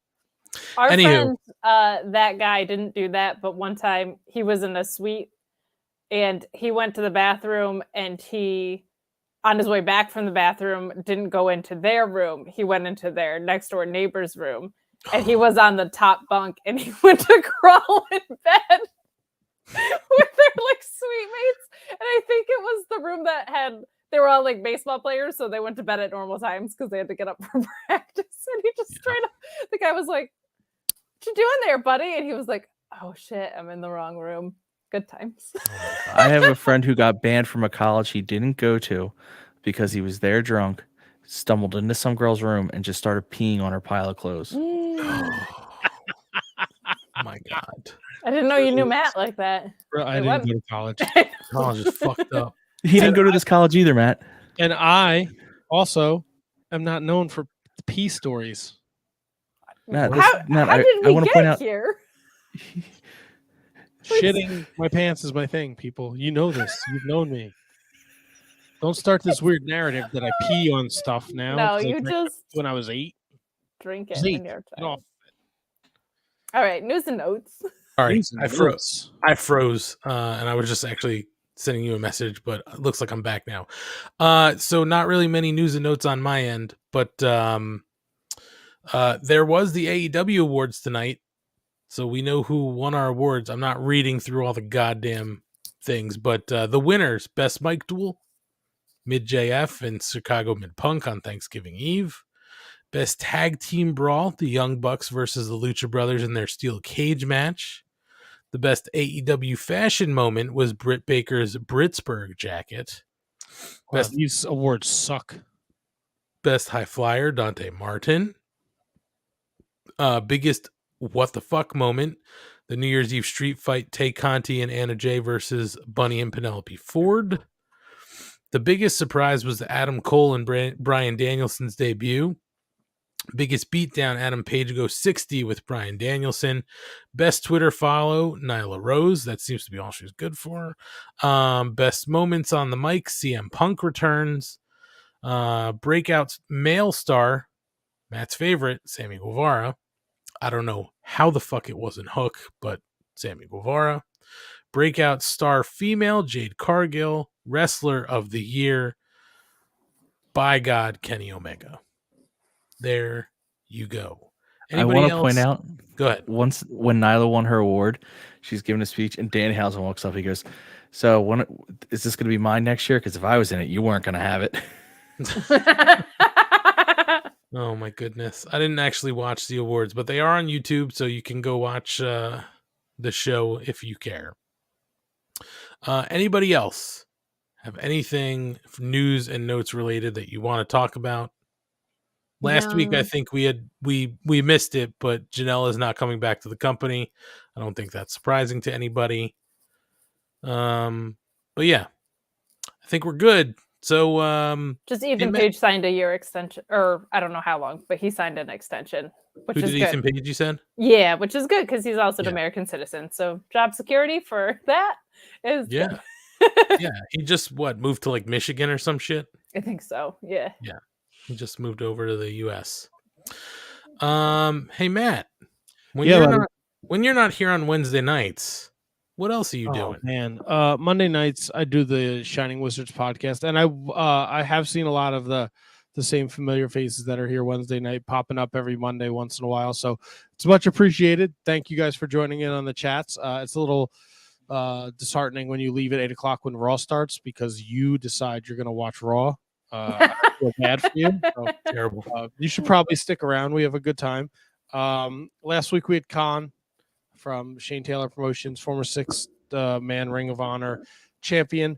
This week we have Alex Coughlin from New Japan Pro Wrestling. He's one of the LA Dojo guys, one of the pillars with Carl Fredericks, who was just on a couple weeks ago, Clark Connors, and Gabriel Kidd. So check us out every Monday night, 7:00 on YouTube, Facebook, Twitter, at Wizards Podcast on all platforms. We have a link tree on our Twitter, so check that out. It's got everything on there at Wizards Podcast, the Discord, which you should join. These lovely folks are there. We have all sorts of fun in there, so check it out. Kate, when you're not here, what are you doing? And you've got something coming up in April too, right? I do. So I have a lot going on. Every Tuesday on Fightful YouTube, we're doing the NXT post show, trying to make some sort of fun out of the chaos there. Wednesdays here, of course, and Friday, AEW Rampage and SmackDown post show, normally with Sean Ross Sapp. This week with Alex Pulowski. I have my first commentary gig coming up on April 9th at Excite Wrestling. It was supposed to be this month, but snow in Binghamton prevented me from being able to go. So very excited about that.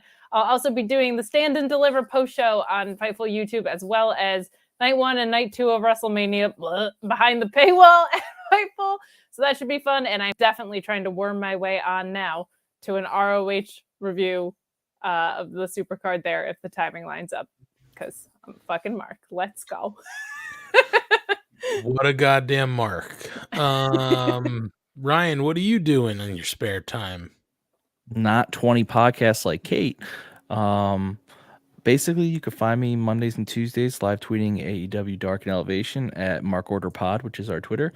The rest of the time I'm on there, so if you want to have, I'll engage anyone in a fun, respectful wrestling conversation. So if you want to bring up a random topic, go for it. You can also find me in the Wizards Discord because we have those conversations there as well, and then you don't have to worry about trolls interfering. But that's it. So everyone, so long and good night.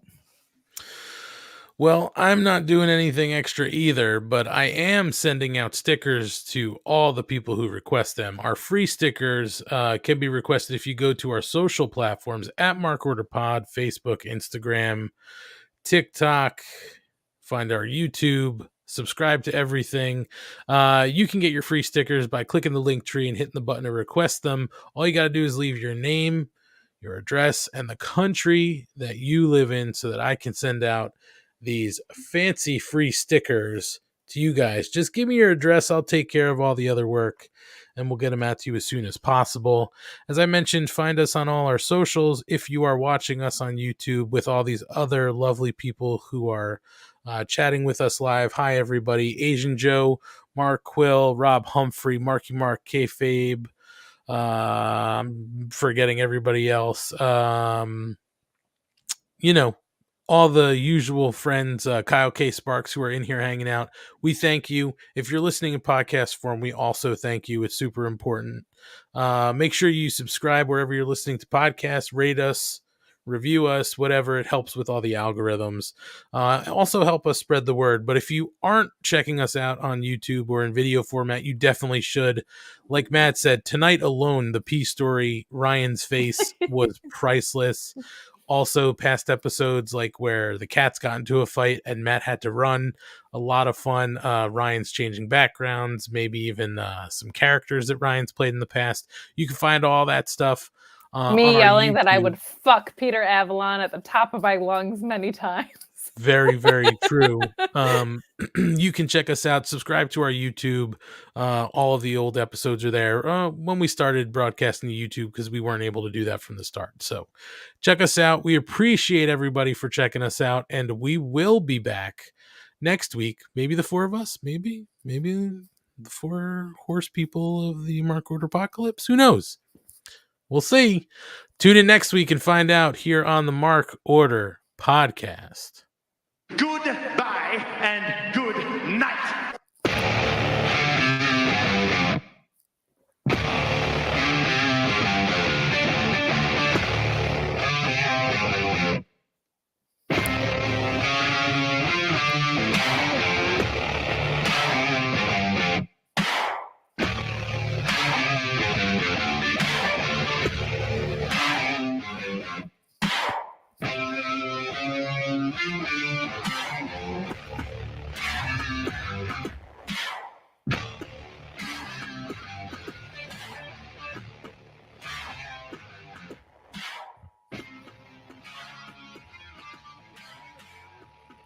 This concludes the Mark Order Podcast.